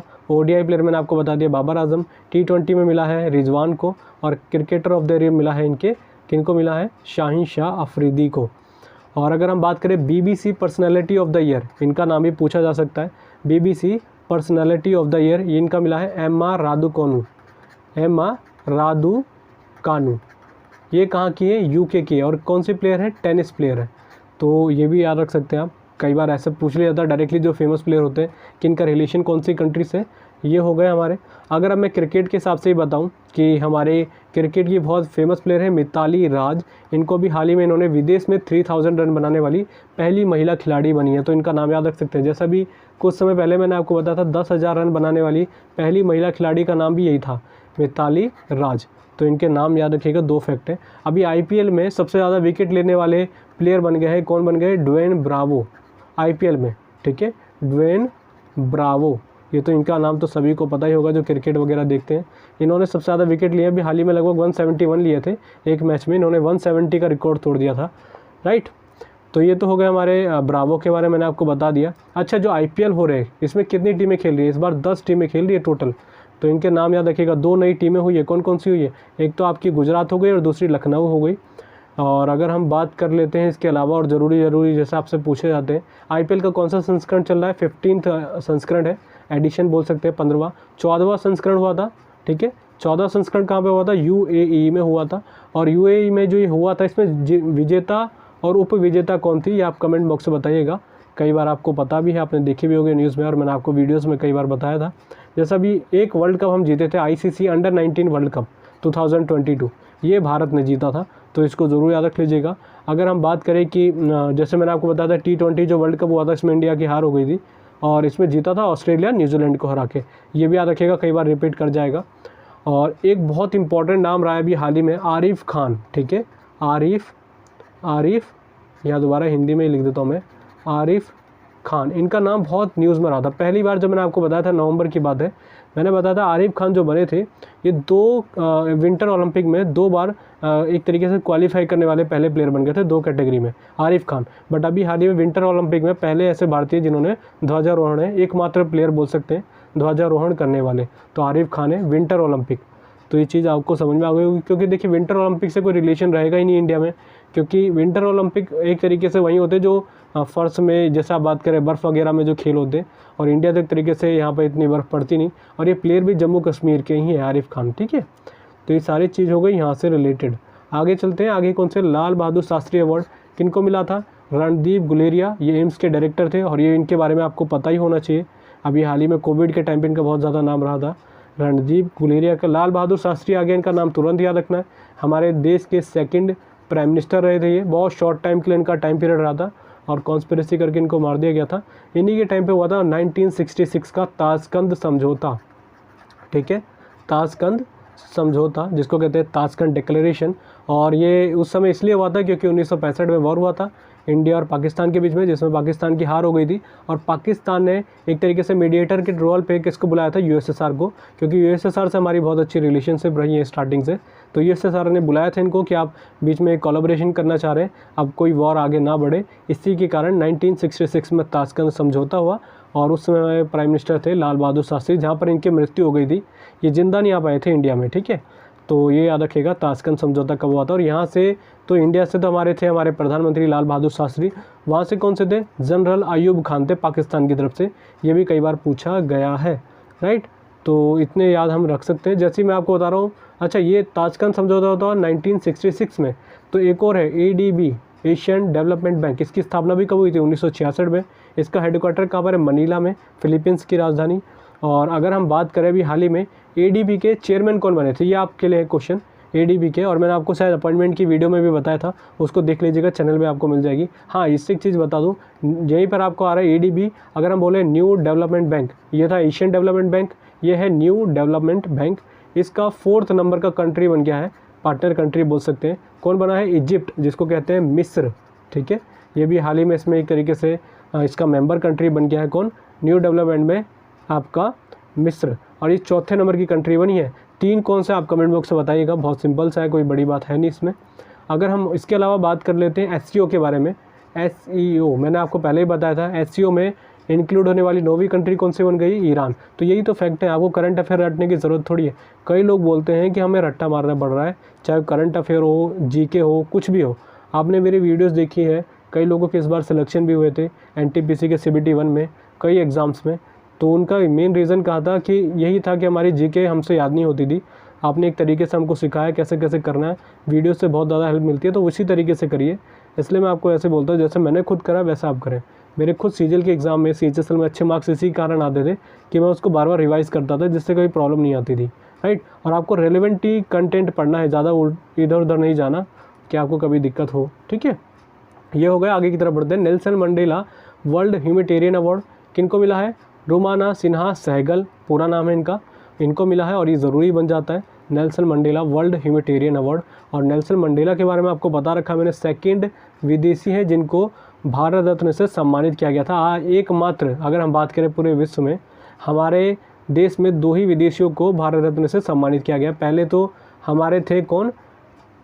खान अब्दुल गफ्फार खान, जिनको सीमांत गांधी, सरहदी गांधी, फ्रंटियर गांधी, ठीक है, मुस्लिमों का गांधी, ये सब कहा जाता था। गफ्फार खान, पूरा नाम लिख देता हूँ मैं, गफ्फार खान, इनको मिला था। कब मिला था? 1987 में। और अगर हम बात करें सेकंड विदेशी कौन थे, यही थे नेल्सन मंडेला, जिनको अफ्रीका का गांधी कहा जाता था।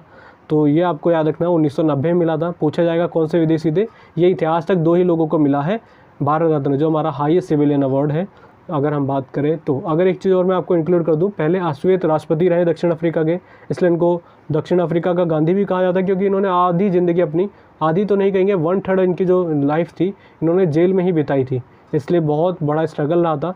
स्ट्रगल से तुरंत याद आ जाता है, इनकी एक बुक थी इन्होंने लिखी थी, the struggle is my life, ठीक है। तो याद रखना है आपको, स्ट्रगल इज़ माई लाइफ, यहाँ पे मैं लिख देता हूँ, स्ट्रगल इज़ माई लाइफ। मैंने एक जगह लक बोल दिया था तो वो गलत है, लाइफ कर लीजिएगा। ये इनके द्वारा लिखी गई थी, नेल्सन मंडेला की। हाल ही के एग्ज़ाम में किसी में पूछी भी गई है ये, तो रोल क्लियर हो गया होगा। आगे की तरफ बढ़ते हैं। महाराष्ट्र रत्न किनको मिला है? आशा भोसले को। और ये आशा भोसले से आप याद रखिएगा, महाराष्ट्र रत्न जो अवार्ड है बहुत बड़ा माना जाता है। अगर हम बात करें कर्नाटक रत्न किनको मिला था अभी हाल ही में? पुनीत राजकुमार को, पुनीत राजकुमार को, इनका भी नाम याद रखेगा, कर्नाटक के थे ये। कर्नाटक रत्न इनको मिला। कलिंग रत्न अगर हम बात करें किनको मिला था, तो विश्वभूषण हरिचंदन, ये कहाँ के हैं? आंध्र प्रदेश के, ये थे गवर्नर, ठीक है, तो इनको मिला था। अगर हम बात करें आंध्र प्रदेश के सीएम, इनको भी तो एक अवार्ड मिला था, क्या मिला था? Skoch CM of the year, ये किनको मिला था? जगन मोहन रेड्डी को, जगन मोहन रेड्डी, तो इनका नाम तो आप सभी को पता ही होगा। इनको मिला था Skoch CM of the year, तो ये चीज़ क्लियर हो गई। और अगर एक और अवार्ड मैं आपको यहीं से बता दूं, नेशनल यूथ अवार्ड मिला था मोहम्मद आजम को, ठीक है, मोहम्मद आजम को, तो इनका भी नाम याद रखिएगा, इनको मिला था नेशनल यूथ अवार्ड। ये कहाँ के थे? तेलंगाना के, इसलिए मेरे को याद आया क्योंकि दोनों का लिंक यहीं से आपस दिख रहा होगा। तो क्लियर हो गया। आगे की तरफ बढ़ते हैं।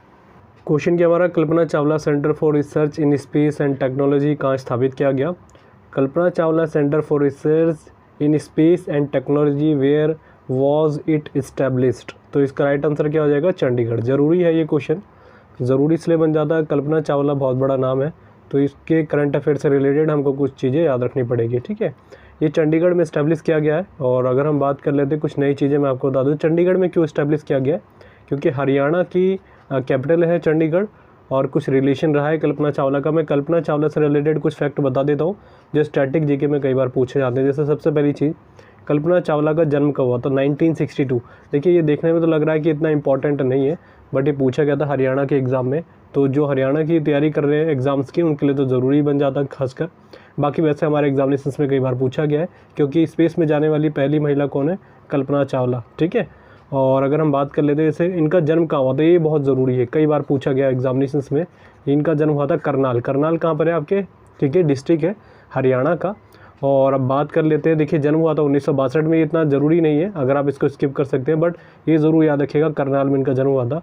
और इससे ज़्यादा ज़रूरी है कि जिस स्पेस शटल में गए थे, शटल होती है ना, जिस शटल में गए थे उसका नाम पूछा जाता है, क्योंकि 1997 में भी ये गए थे एक बार, उसमें ये सफल रहे थे 1997 में, 1997 में। बट जब 2003 में गए थे इसी स्पेस शटल में, तो इनका दुर्घटना से इनकी मृत्यु हो गई थी, ठीक है। शटल का नाम था कोलंबिया, तो ये याद रखना है, ये कई बार एग्जामिनेशंस में पूछा गया है। अब सबसे इंपॉर्टेंट है कि आपका बर्थ तो आपको याद रखने की ज़रूरत नहीं, बट ये याद रखिएगा कि इनकी मृत्यु कब हुई थी। तो 1 फरवरी डेट के साथ 2003 में इनकी मृत्यु हो गई थी। इसी स्पेस शटल में इनकी नीचे आते समय कुछ टाइम रहते हुए इनका शटल में आग लग गई थी, और जिसके कारण इनकी मृत्यु हो गई थी, ठीक है। तो ये आपको याद रखना पड़ेगा। और कुछ मैं चीज़ें बताऊं, जैसे कि बस याद रखिएगा जो चीज़ें मैंने आपको बताई। इनके स्पेस शटल का नाम था कोलंबिया, डेथ हुई थी इनकी 1 फरवरी 2003 में, और जन्म इनका हुआ था करनाल में। तो दोनों चीज़ें याद रखिएगा, जो 2-3 चीज़ें मैंने आपको बता दी है। अब बात कर लेते कुछ नए। देखिए मैं स्टेट वाइज बता देता हूँ जो जो भी हाल ही में कुछ चीज़ें रही थी, और जैसे 3-4 महीने में आपकी कौन कौन सी स्टेट वाइज आपको चीज़ें याद रखनी पड़ेगी, ठीक है। तो ये हमारा मैप है इंडिया का। तो सबसे पहले स्टार्टिंग में एक ज़रूरी बता दूं, अभी हाल ही में एक इंडेक्स के ज़रूरी बताया गया है कि सबसे ज़्यादा बेरोज़गारी अगर हम बात करें तो कौन से स्टेट में, तो याद रखेंगे हरियाणा में, ठीक है, नंबर 1 पे। सेकंड नंबर पे अगर आपसे पूछा जाएगा, और ये 100% पूछा जा सकता है, तो इसको भी याद रखिएगा, सेकंड नंबर पे है राजस्थान। बट सबसे कम कहाँ पर है, तो वो है आपके छत्तीसगढ़ में, ठीक है। तो याद रखिएगा, अगर आपसे पूछा जाता सबसे ज़्यादा बेरोज़गारी दर कहाँ पर है, कौन से स्टेट में भारत के, तो वो है हरियाणा। सेकंड नंबर पे है राजस्थान। अगर सबसे कम पूछी जाएगी तो है छत्तीसगढ़, राइट। तो ये तो हो गया हमारा जो इम्पोर्टेंट यहाँ से कुछ हो जाता है स्टेट वाइज, तो आपको याद रखना पड़ेगा। अब सबसे बड़ा स्टेट है हमारा यूपी, तो इससे रिलेटेड कुछ फैक्ट बताए। तो कभी हाल ही में चुनाव भी हुए थे, तो पहले हम याद कर लेते हैं। जैसे कि यहाँ का झांसी रेलवे स्टेशन का नाम बदला गया था, किस नाम से, वीरांगना, ठीक है, वीरांगना लक्ष्मीबाई रेलवे स्टेशन इसका नाम कर दिया गया। तो ये ज़रूरी बात है, इसको ज़रूर याद रखना। लक्ष्मीबाई जी से याद रखिएगा, लक्ष्मीबाई 1857 के विद्रोह में इन्होंने पार्टिसिपेट किया था, और इनका ये पूछा था कि इनकी लड़ाई इन्होंने 2-3 बार करी थी अंग्रेज़ों के खिलाफ, बट किस युद्ध में इनकी मृत्यु हुई थी, तो वो था कालपी का युद्ध, ठीक है, कालपी के युद्ध में इनकी मृत्यु हुई थी। रेलवे का पूछा गया क्वेश्चन है, तो ऐसे याद हम रख सकते हैं। और अब हम बात कर लेते हैं कुछ और भी स्टेट हमारे जो जो हमको याद रखने की ज़रूरी है। मैं जैसे आपको बता दूँ, हरियाणा के बारे में बताया आपको। हरियाणा से रिलेटेड हमको क्या याद रखना है, हरियाणा ज़रूरी हो जाता है क्योंकि अभी हाल ही में प्रवासी भारतीय केंद्र इस्टेब्लिश किया गया था आपके हरियाणा में ही, तो याद रखना ज़रूरी बन जाता है। अच्छा, जैसे मैंने बताया है कि यूपी के झांसी के रेलवे स्टेशन का नाम वीरांगना लक्ष्मीबाई रेलवे स्टेशन कर दिया गया है, तो ये भी याद रखिएगा। 2-3 नाम बता दूँ, जैसे मैंने आपको पहले भी शायद बताए होंगे। हैदराबाद कर्नाटक जो क्षेत्र है, इसका नाम क्या कर दिया गया है, कल्याण कर्नाटक, और ये मोस्ट इम्पॉर्टेंट है, इसको ज़रूर याद रखना पड़ेगा हमको। कल्याण कर्नाटक, क्या बोला मैंने, हैदराबाद और कर्नाटक क्षेत्र को नाम रख दिया गया है कल्याण कर्नाटक के नाम से। और अगर हम बात करें इससे रिलेटेड, जैसे कि अभी हाल ही में प्रवासी भारतीय केंद्र, इसका नाम ही बदला गया था, प्रवासी भारतीय केंद्र, इसका नाम किस नाम से बदला गया, सुषमा स्वराज भवन नाम रख दिया गया इसका, सुषमा स्वराज भवन इसका नाम अभी हाल ही में कर दिया गया है। और सुषमा स्वराज जी से रिलेटेड मैं कुछ करंट अफेयर के बता देता हूँ। ये लगभग 2 साल पुरानी करंट अफेयर होगी, बट हमको याद रखना है क्योंकि बहुत मेजरली ये चीज़ें पूछी जाती है। जैसे हरियाणा में ही है अम्बाला बस स्टैंड, इसका नाम बदल दिया गया था किनके नाम पे, सुषमा स्वराज जी के नाम पे, अम्बाला, ठीक है, अम्बाला बस स्टैंड का नाम। तो ये पूछा गया था कई बार करंट अफेयर में, क्योंकि बहुत बड़ी लीडर थी इंडिया की, बीजेपी की, तो आपको याद रखना पड़ेगा, सुषमा स्वराज जी के नाम पे रखा गया था। अच्छा, जैसे अरुण जेटली जी का भी निधन हुआ था, तो उनके नाम पे क्या रखा गया था, तो दिल्ली का फिरोज शाह कोटला मैदान है, इनके नाम पे बदल दिया गया था अरुण जेटली जी के नाम पे, ठीक है।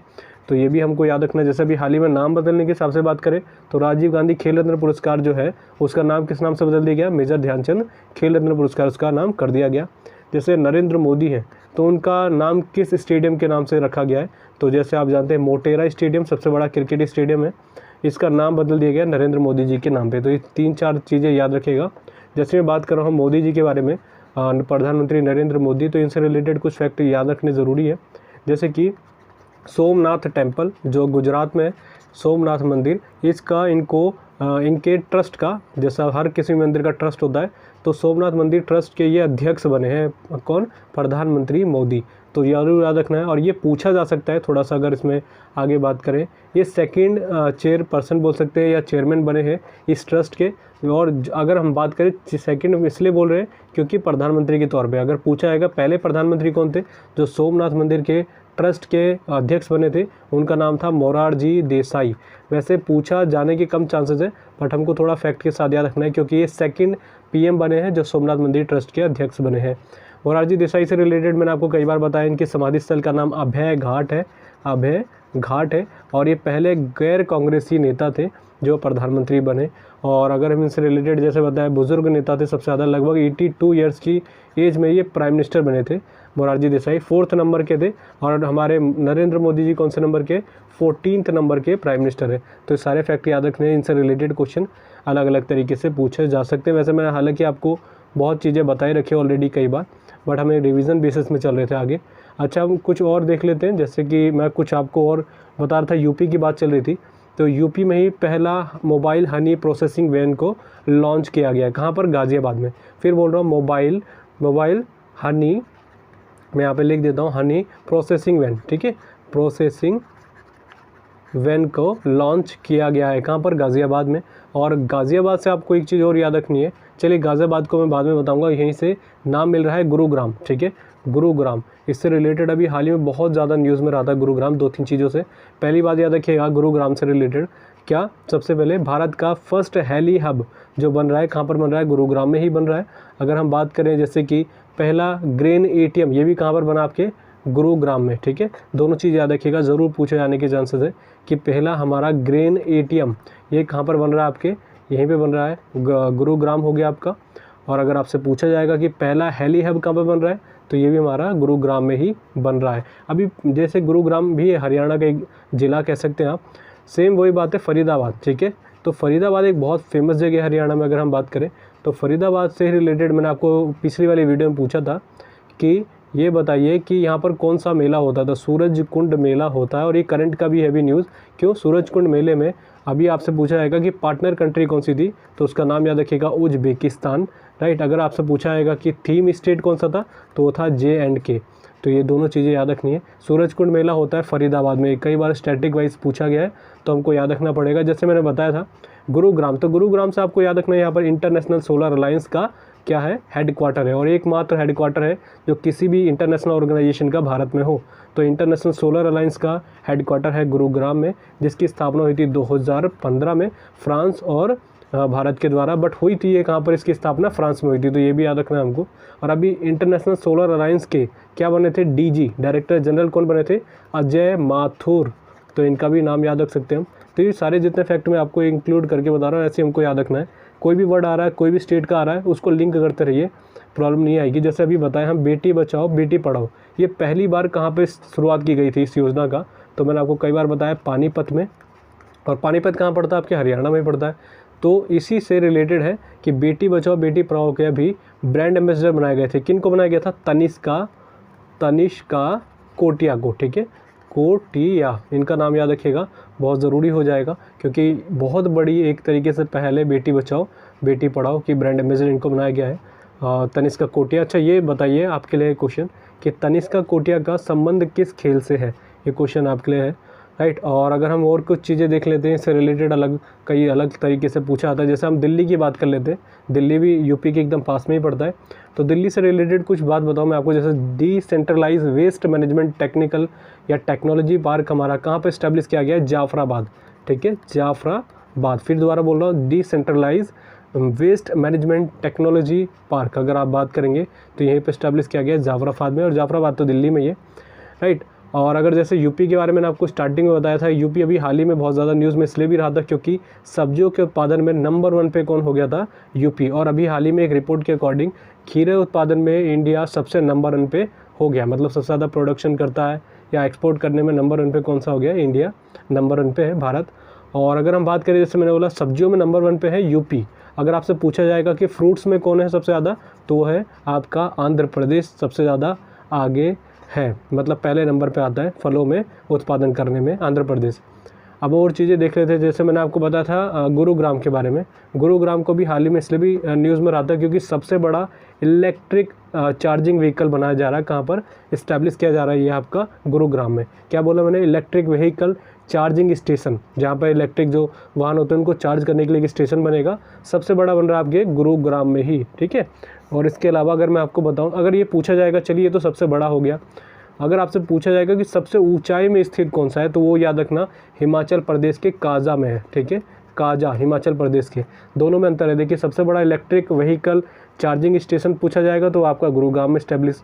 अगर आपसे पूछा जाएगा सबसे ऊंचाई में स्थित, तो वो है आपके काजा में, और काजा कहाँ पर है, आपके हिमाचल प्रदेश में। और हिमाचल प्रदेश से मैंने आपको 5-6 महीने पहले बताया था, हींग की खेती करने वाला भारत का पहला स्टेट कौन सा हो गया, आपका हिमाचल प्रदेश हो गया, राइट।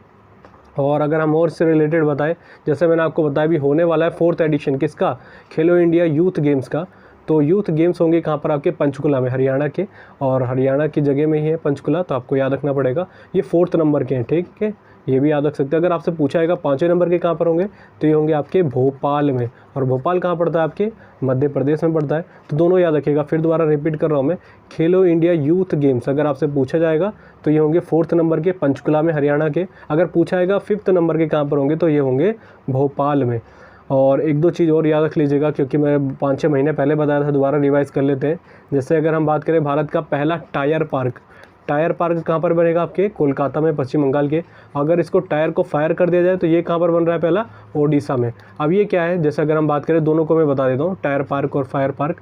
टायर पार्क मतलब जैसे हमारा स्क्रैप चीज़ें होती है टायर, और टायर को अगर आप फेंक देंगे तो बिल्कुल मिसयूज़ होता है, कई जगह इसको जला दिया जाता है जिससे पॉल्यूशन वगैरह हो जाता है, और इसका एक तरीके से यूज़ नहीं होता, रिसाइकल नहीं किया जाता। तो इसी को रिसाइकिल करने के पहल से ही कोलकाता में इसको इस्टेब्लिश किया गया, इस पार्क को। मतलब इसी टायर से जो भी होते हैं, बस के हो गए, गाड़ी के, साइकिल के, इन सभी को यूज़ किया जाएगा। और इससे एक तरीके से जैसे सीटिंग चेयर बना दी जाएगी, किसी भी तरीके से इसको यूज़ करके एक पार्क बनाया गया, उसी को टायर पार्क कहा गया था। फायर पार्क मतलब कि जैसे आग से, ये तो सभी जानते हैं इसका अच्छा यूज़ होता है, बट इससे भी कई जैसे जान माल हानि की नुकसान होती है। इस नुकसान को अवेयरनेस फैलाने के लिए कि आपको कैसे आग से किन किन चीज़ों से बचना है, उन चीज़ों के अवेयरनेस के लिए इस पार्क को बनाया गया ओडिशा में। तो दोनों चीज़ें याद रखनी है, फायर पार्क और टायर पार्क कहाँ पर इस्टेब्लिश किए गए हैं। अगर पूछा जाएगा मध्य प्रदेश की ही बात हम कर रहे हैं, तो भारत का पहला ई वेस्ट, मैं यहाँ पे लिख देता हूँ, ई वेस्ट क्लिनिक अगर आपसे पूछा जाएगा तो ये भी आपका कहाँ पर इस्टेब्लिश किया गया, मध्य प्रदेश में, राइट। और अगर हम जैसे मैंने आपको एक चीज़ बताई थी कि हमारा टायर पार्क बना है, ऐसा पहला ये पार्क नहीं है। टायर पार्क तो बोलेंगे कि टायर से ही पूरी तरीके से पार्क को इस्टेब्लिश किया गया है। अगर आपसे पूछा जाएगा कि ऐसा कौन सा पार्क है भारत का पहला जिसमें पूरी स्क्रैप चीज़ों को यूज़ किया गया था, स्क्रैप मतलब जो बेकार हो जाती है, तो वो था रोज़ गार्डन, ठीक है। रोज़ गार्डन ये आपके कहाँ पड़ता है, चंडीगढ़ में ही पड़ता है। इसको बनाया था नेक चंद ने, ठीक है। तो ये भी कई बार पूछा जाता है, नेक चंद ने इसको बनाया था, इसलिए याद रखना आपको, रोज़ गार्डन है जो भारत का पहला ऐसा पार्क है जिसको स्क्रैप चीज़ों को यूटिलाइज़ करके उस पार्क को इस्टेब्लिश किया गया था। और जैसे मैंने आपको बताया था, अगर हम एमपी की ही बात करें, मध्य प्रदेश के बारे में, तो मध्य प्रदेश से याद रखिएगा, यहाँ की भोपाल मेट्रो का नाम रख दिया गया था भोज मेट्रो, राइट। और अगर हम इससे और आगे चीज़ें देखें, जैसे यहाँ पर एक होता है तानसेन सम्मेलन, अभी हाल ही में तानसेन सम्मेलन भी यहाँ पर हुआ था। अगर आपसे पूछा जाएगा तानसेन सम्मेलन कहाँ पर होता है, यहीं पर होता है। और अगर हम बोल रहे हैं कि कालिदास सम्मान कहाँ पे डिस्ट्रीब्यूट करती है, कौन सी गवर्नमेंट करती है, तो वो भी मध्य प्रदेश ही करती है, कालिदास सम्मान, राइट। बहुत ज़रूरी है, स्टैटिक वाइज भी पूछा जाता है कई बार। अगर हमसे पूछा जाएगा, देखिए यहीं पर बगल में है यूपी की मैंने एक चीज़ आपको बताना भूल गया, जो अभी रिसेंट में बहुत ज़्यादा न्यूज़ में था, भारत का पहला पैरा बैडमिंटन, लिख देता हूँ मैं आपको लिए, पैरा बैडमिंटन एकेडमी, ये कहाँ पर आपका बन रहा है, यहीं लखनऊ में बन रहा है, यूपी के। तो दोनों चीज़ें याद रखनी है। क्या बोला मैंने आपको, भारत का पहला पैरा बैडमिंटन एकेडमी, ये लखनऊ में बन रहा है। और लखनऊ आ गया तो लखनऊ से एक चीज़ और याद रख लीजिएगा, अभी आईपीएल की टीम बनी थी लखनऊ की, ये नई टीम है। और इसके अक्सर पूछा जाएगा कि कैप्टन कौन बने, क्योंकि देखिए जो भी नई टीम बनती है तो उसके बारे में आपसे कई बार डीपली पूछ लिया जाता है कि उनके कैप्टन कौन बने, तो KL राहुल बने हैं, ठीक है। ये कहाँ के, कर्नाटका के, इनके बारे में याद रखिएगा। और इससे आगे अगर हम बात करें, आईपीएल में कितनी टीम है, 10 टीम है, ये तो आपको मैंने पहले ही बताया था। 15वां संस्करण चल रहा है अभी, 15th एडिशन इसका चल रहा है, राइट। अच्छा, अगर हम बात करें हिमाचल प्रदेश के बारे में और हरियाणा, इन दोनों ने भी हाल ही में एक चीज़ में समझौता करा है। किस चीज़ में समझौता करा है इन्होंने, आदि बद्री बांध, ये बना रहे वाले हैं आदि बद्री बांध। इसमें एक तरीके से दोनों ही स्टेट को फ़ायदा होगा सिंचाई वगैरह के लिए, तो इसलिए इन दोनों ने इसमें कोलैबोरेशन करा है। तो याद रखिएगा, अगर अब पूछा जाता है कि हिमाचल प्रदेश और हरियाणा किस चीज़ में एक तरीके से कोऑपरेट कर रहे हैं, तो याद रखिएगा आदि बद्री बांध के हिसाब से कोऑपरेट कर रहे हैं। और अगर हम बात ही मध्य प्रदेश की कर रहे थे, तो एक चीज़ मैं आपको बता दूँ, ये आप सभी जानते होंगे, सबसे ज़्यादा वन क्षेत्र कहाँ पर है, यहीं पर है, मध्य प्रदेश में। भी हाल ही में एक रिपोर्ट आई थी, तो उसके अकॉर्डिंग भी, राइट। और अगर पूछा जाएगा कि वनों में सबसे ज़्यादा वृद्धि कौन से स्टेट में देखी गई थी, वो तो आंध्र प्रदेश रहा। तो ये भी याद रख लीजिएगा, क्योंकि पूछे जा सकते हैं ऐसे क्वेश्चन, राइट। अगर आपसे पूछा जाएगा सबसे कम वन क्षेत्र कौन से स्टेट में, तो वो है हरियाणा, राइट। तो ये 2-3 चीज़ें जो मैंने आपको लिंक करके बता दी, बहुत ज़रूरी बन जाते हैं। अब अच्छा, भारत का पहला ड्रोन मेला, ड्रोन, राइट, ड्रोन मेला ये कहाँ पर शुरू किया गया था, ये भी मध्य प्रदेश में ही किया गया था। और अभी हाल ही में अगर पूछा जाएगा कि कौन सा ऐसा कंट्री है, कौन सा ऐसा देश है जिसने ड्रोन के आयात पे प्रतिबंध लगा दिया है, तो हमारा देश है भारत। क्यों, क्योंकि हमारे हम खुद चाहते हैं कि स्वदेशी रूप में हम ड्रोन को बनाएं और इसको प्रोडक्शन को आगे बढ़ाएं खुद अपने आप से, आत्मनिर्भर भारत के अकॉर्डिंग, राइट। तो इसलिए बहुत अच्छी चीज़ मानी जाती है, तो इसको ज़रूर याद रख लीजिएगा। और ये भी पूछा जा सकता है मध्य प्रदेश से रिलेटेड, तो अभी हाल ही में बहुत करंट की न्यूज़ रही थी, जैसे अगर पूछा जाएगा चाइल्ड बजट पेश करने वाला पहला स्टेट कौन सा है भारत का, वो है मध्य प्रदेश, राइट। और अभी मैं मध्य प्रदेश से रिलेटेड और आपको करंट अफेयर के बताता हूँ, क्योंकि देखिए स्टेट चल रहा है तो यही होना चाहिए तरीका पढ़ने का, जितना हो सके उतना लिंक करते रहे, प्रॉब्लम नहीं आएगी हमको। जैसे सबसे पहली चीज़ हम बात कर लेते हैं कि इससे ज़रूरी है कि भारत का पहला जियो पार्क कहाँ बन रहा है, ठीक है। जियो पार्क अगर आपसे पूछा जाएगा तो जियो पार्क भी आपका मध्य प्रदेश में बन रहा है। आपसे पूछा जाएगा साइबर तहसील कौन बना रहा है पहली, तो यही बना रहा है कौन, मध्य प्रदेश बना रहा है। साइबर, यहाँ पे मैं स्पेलिंग दोबारा लिख देता हूँ, साइबर तहसील। और अगर आप पूछा जाएगा होशंगाबाद, ठीक है, होशंगाबाद, इसका नाम क्या कर दिया गया है, तो नर्मदापुरम इसका नाम हाल ही में कर दिया गया है, राइट। तो ये सब चीज़ें हैं, बहुत ज़रूरी क्वेश्चन हमारे लिए यहाँ से बन जाते हैं। अगर पूछा जाएगा देश का फर्स्ट आर्टिफिशियल, ये बहुत ज़्यादा न्यूज़ में रहा था, फिर दोबारा बता देता हूँ, देश का फर्स्ट आर्टिफिशियल सलालम, या दोबारा लिख देता हूँ सलालम, ये जो कोर्स है ये कौन बनाएगा, तो ये बनाएगा आपका मध्य प्रदेश ही, मतलब मध्य प्रदेश का कौन सा, भोपाल। इसमें कितना खर्चा आ रहा है, 15 करोड़ का आ रहा है खर्चा। सलालम मतलब क्या होता है, सलालम मतलब होता है एक तरीके से जो चप्पू वगैरह चलाते हैं जैसे नदी में, उसका एक तरीके से कोर्स होता है। नदी में आपको कैसे राफ्टिंग वगैरह के लिए भी इसमें इंक्लूड किया जा सकता है, तो उसी कोर्स को कहा जाता है। और ये पहला आर्टिफिशियल सलालम कोर्स बनेगा भोपाल में, जिसमें 15 करोड़ का एक तरीके से बजट बना हुआ है इसमें, ठीक है। तो ये सब चीज़ें हैं। अच्छा, जैसे मैं बता रहा हूँ नौकायन, इसका संबंध जैसे मैंने बताया आपको नौकायन से है या नाव वगैरह से है। तो आपसे पूछा था वेलिंगटन कप, ठीक है, लिख देता हूँ यहाँ पे वेलिंगटन कप, इसका संबंध किससे है, तो याद रखिएगा इसका बोटिंग से या नौकायन से कहा जा सकता है। कई जगह आपको अलग दिखेगा, बट आपके एग्जाम में जो भी माना जाता है यही माना जाता है वेलिंगटन कप। 2-3 कैटेगरी अलग में भी दिया जाता है, बट आपका बेसिकली आपसे पूछा जाएगा वेलिंगटन कप किससे रिलेशन है, उसका नौकायन से ही है। और अभी हाल ही के सीजीएल के एग्जामिनेशंस में पूछा गया था वल्लम कल्ली, ठीक है, मैं यहाँ पे लिख देता हूँ वल्लम कल्ली, ठीक है। ये क्या है, वल्लम कल्ली एक तरीके से जो होती है नाव के बीच में रेस होती है, आपने कई मूवीज़ में भी देखा होगा। ये होती कहाँ पर, ये पूछा गया था, तो केरला में होती है। और केरला से याद रखिएगा राजा रवि वर्मा, ये बहुत फेमस नाम, इनका इन्हीं के नाम पे अवार्ड भी दिए गए हैं हाल ही में।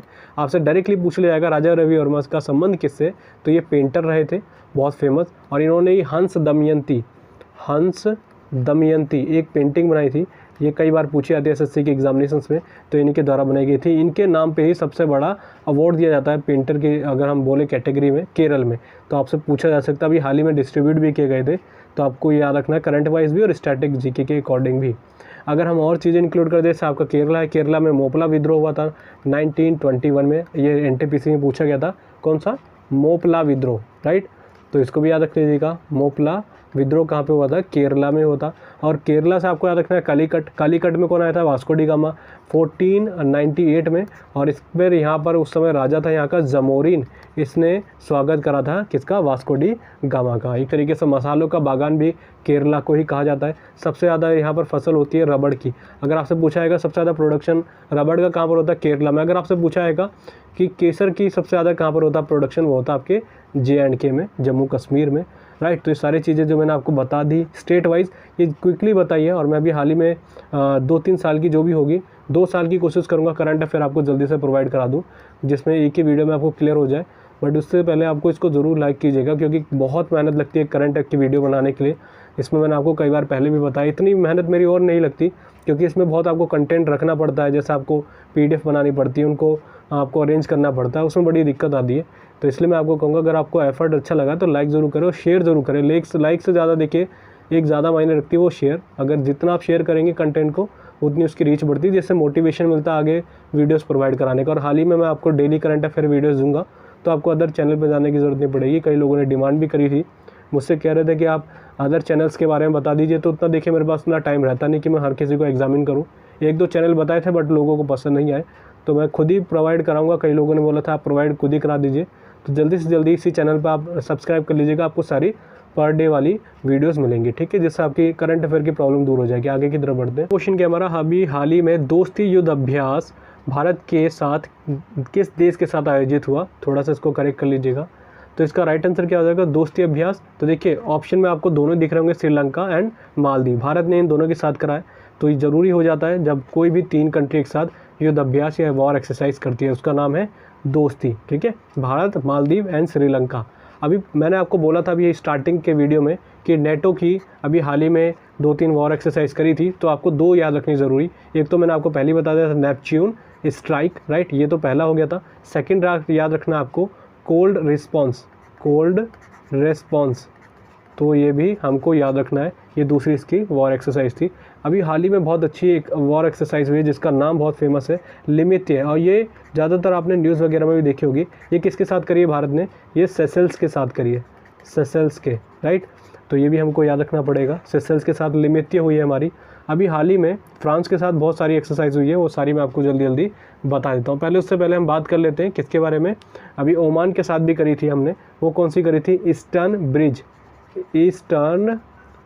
ब्रिज, ये हमने करी थी किसके साथ? ओमान के साथ, राइट। अगर हमसे पूछा जाएगा डस्ट लीक किसके साथ करी थी हमने? डस्ट लीक ये हमने करी थी उज्बेकिस्तान के साथ। उज्बेकिस्तान अभी हमारा क्या था?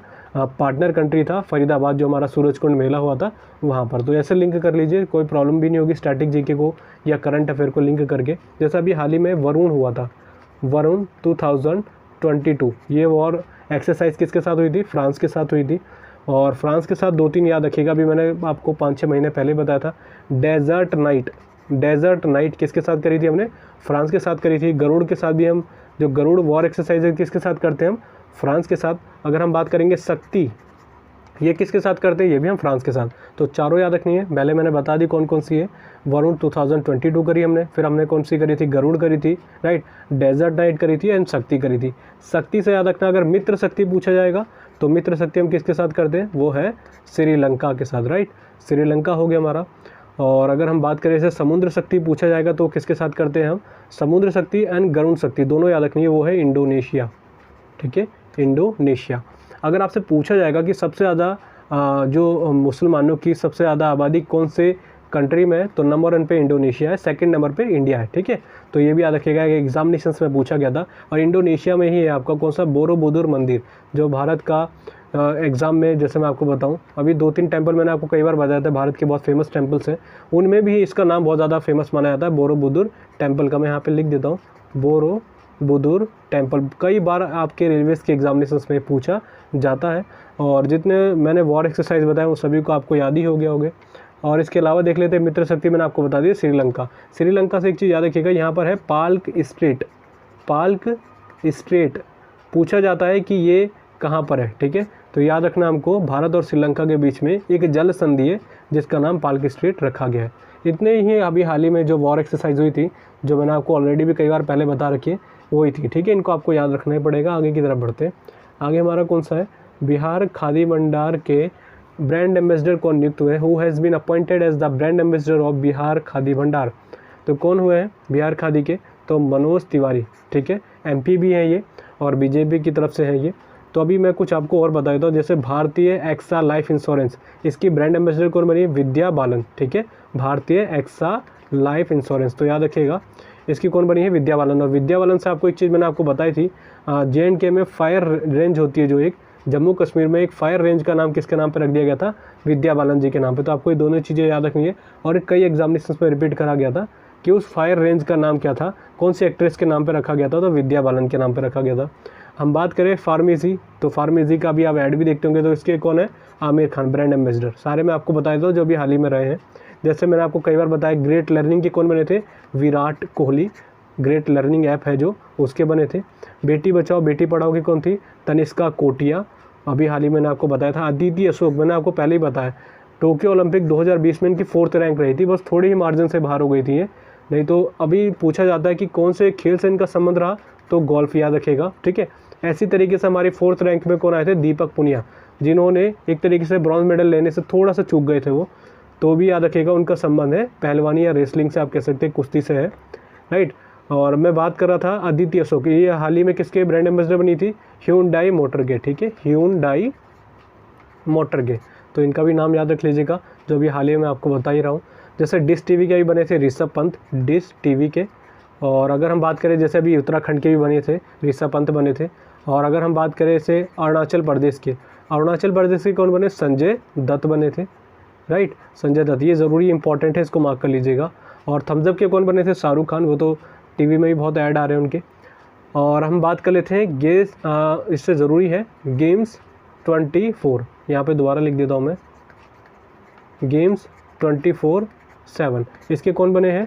शुभमन गिल और ऋतुराज गायकवाड़। और ऋतुराज गायकवाड़ ही हैं जिन्होंने IPL 14 में सबसे ज़्यादा रन बनाए थे, उनके लिए उनको ऑरेंज कैप मिली थी, राइट। तो उनका नाम भी याद रखिएगा। कौन कौन बताया मैंने आपको गेम्स 24/7 के? शुभमन गिल और ऋतुराज गायकवाड़। हाँ, अभी हाल ही में ल्यूपिन दोबारा लिख देता हूँ मैं यहाँ पे आपके लिए, ल्यूपिन, इसकी ब्रांड एम्बेसडर कौन बनी है? MC मैरी कॉम। 6 बार वर्ल्ड चैम्पियन रही है ये। और इनकी ऑटोबायोग्राफी का नाम क्या है? अनब्रेकेबल। तो इनका भी नाम याद रखिएगा। और अभी भी ये भी एकदम 4th रैंक में ही रही थी टोक्यो ओलंपिक में, बहुत ही कम मार्जिन से इनको बाहर हो गया था। और इसमें बहुत सी एक तरीके से कहा गया था कॉन्स्पिरेसी हुई है। तो MC मैरी कॉम भी एक तरीके से मेडल ले सकती थी टोक्यो ओलंपिक में, बस बाहर हो गई थी ये। अब बात कर लेते हैं ग्रेट लर्निंग के। मैंने बता दिया विराट कोहली, जैसे नीरज चोपड़ा भी हाल ही में बने थे किसके? गुड डॉट्स के, ठीक है, गुड डॉट्स के ये ब्रांड एम्बेसडर बने थे नीरज चोपड़ा। अच्छा, ये आपके लिए क्वेश्चन है, कमेंट बॉक्स में बताइएगा कि भाला फेंक दिवस हम कौन से दिन में मनाने का हमने एक तरीके से फैसला किया था नीरज चोपड़ा के सम्मान में, जो जेवलिन थ्रो है। जैसे देवेंद्र झाझड़िया वो भी भाला फेंकते हैं। तो इन सभी के आपको खेल भी पता होने चाहिए जो फेमस प्लेयर अभी हाल ही में रहे थे। जैसे बाटा इंडिया की कौन बनी थी? बाटा इंडिया की ये बनी थी दिशा पटानी, ठीक है। ये कई जगह बोलते हैं दिशा पाटनी, दोनों नाम आप क्लियर कर लीजिएगा, राइट। तो हो गए आपके सारे क्लियर जो मैंने आपको बताया अभी हाल ही में ब्रांड एम्बेसडर रहे थे। इतने आपको एटलीस्ट याद होने चाहिए। 5-6 महीने के कभी भी हो ब्रांड एम्बेसडर तो हमको एकदम याद होने चाहिए, क्योंकि कई बार ये डायरेक्टली एग्जामिनेशंस में पूछ लिए जाते हैं, राइट। अगला क्वेश्चन क्या हमारा? Current time Narendra Modi national security crisis, इसके ऑथर कौन है? श्री राम चौलिया हो जाएंगे, ठीक है, श्री राम चौलिया, ठीक है। अब मैं हाल ही में जो 3-4 महीने में जितने भी फेमस बुक्स ऑन ऑथर रहे उनके बारे में डिस्कस कर लेते हैं, जो हमारे एग्जामिनेशंस के पॉइंट ऑफ व्यू से इंपॉर्टेंट हो जाती है। बात कर लेते हैं सारी बुक्स के बारे में। जैसे पहली बुक हम बात कर लेते हैं the tiger of Dras, captain Anuj Nayyar. और इनका नाम तो आपने कई बार सुना होगा करगिल वॉर के टाइम पे, अनुज नैयर, ठीक है, अनुज नैयर। इनके राइटर कौन है? मीना नैयर एंड हिम्मत सिंह। इनकी माता ने ही इनके बारे में बुक लिखी है। अनुज नैयर, देखिए नॉर्मली अगर हम करगिल वॉर के बारे में देखें तो ज़्यादातर 5-6 नाम बहुत ज़्यादा फेमस है। वैसे तो लगभग 500 से ज़्यादा सैनिकों ने अपनी शहादत दी थी इस वॉर में, बट जो हमारे जो मेन लीड कर रहे थे इनमें एक ये भी थे और एक कैप्टन थे, किन नाम क्या था इनका? अनुज नैयर, ठीक है। कहाँ पर था ये आपको थोड़ा डिटेल में बता दूं, क्योंकि यहाँ से रिलेटेड क्वेश्चन बहुत बार पूछे जाते हैं। जो करगिल वॉर हुआ था आपके द्रास सेक्टर में हुआ था। द्रास कहाँ पड़ता है? ये लद्दाख और करगिल में ही बॉर्डर एक तरीके से आप बोल सकते हैं। करगिल वॉर इसलिए इसको कहा गया था, करगिल जगह में हुआ था ये।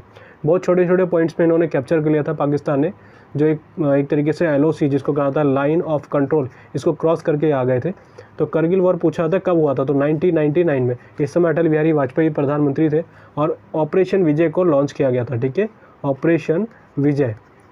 ऑपरेशन विजय कई बार पूछा जाता है आपके एग्जामिनेशंस में कि ऑपरेशन विजय का संबंध किससे है, तो वह है करगिल वॉर से, और जिसमें हमने विजय प्राप्त करी थी 26 जुलाई को। ये एक तरीके से सक्सेसफुल रहा था ऑपरेशन, तो इसी को कहा जाता है ऑपरेशन विजय। और ये पूछा था करगिल विजय दिवस कब मनाया जाता है, तो याद रखेंगे 26 जुलाई को। अभी आने वाला भी है तो आपको याद रखना पड़ेगा, 26 जुलाई को करगिल विजय दिवस मनाया जाता है। जैसे मैंने आपको बताया कैप्टन अनुज नैयर इनका नाम, ये भी बहुत इन्होंने बहुत अच्छे काम करे थे, मतलब बहुत ही वीरता के इन्होंने साथ में अपनी एक तरीके से बैटालियन को साथ में लेके चले। तो इनमें 4 आपको याद रखने से परमवीर चक्र, आप सभी जानते हैं सबसे हाईएस्ट अगर ब्रेवरी अवार्ड बोलेंगे तो परमवीर चक्र है। उनमें 4 लोग थे, कौन कौन से थे उनका नाम याद रखिएगा, क्योंकि SSC के एग्जामिनेशन से पूछा गया था। पहले थे विक्रम बत्रा थे, जिनके बारे में मूवी आपने शेरशाह देखी ली होगी, ठीक है। दूसरे कौन से थे, उनके नाम था योगेंद्र यादव। फिर इनके बाद अगर हम बात करें मनोज पांडे, ठीक है, इनका नाम भी आपने बहुत सुना होगा मनोज पांडे का। जितने भी यूपी में जो तैयारी कर रहे हैं, अगर आप बात करें CDS एग्ज़ाम्स की, तो उनके एक तरीके से इंस्पिरेशन ही इनको कहा जाता है, मनोज पांडे को। फिर अगर हम इनके बात करें संजय कुमार, ये इन चारों को परमवीर चक्र मिला था और ये लास्ट टाइम था जब परमवीर चक्र डिस्ट्रीब्यूट किए गए थे, क्योंकि इतना बड़ा किसी वॉर में ही एक तरीके से इतनी हिम्मत दिखाई जा सकती है।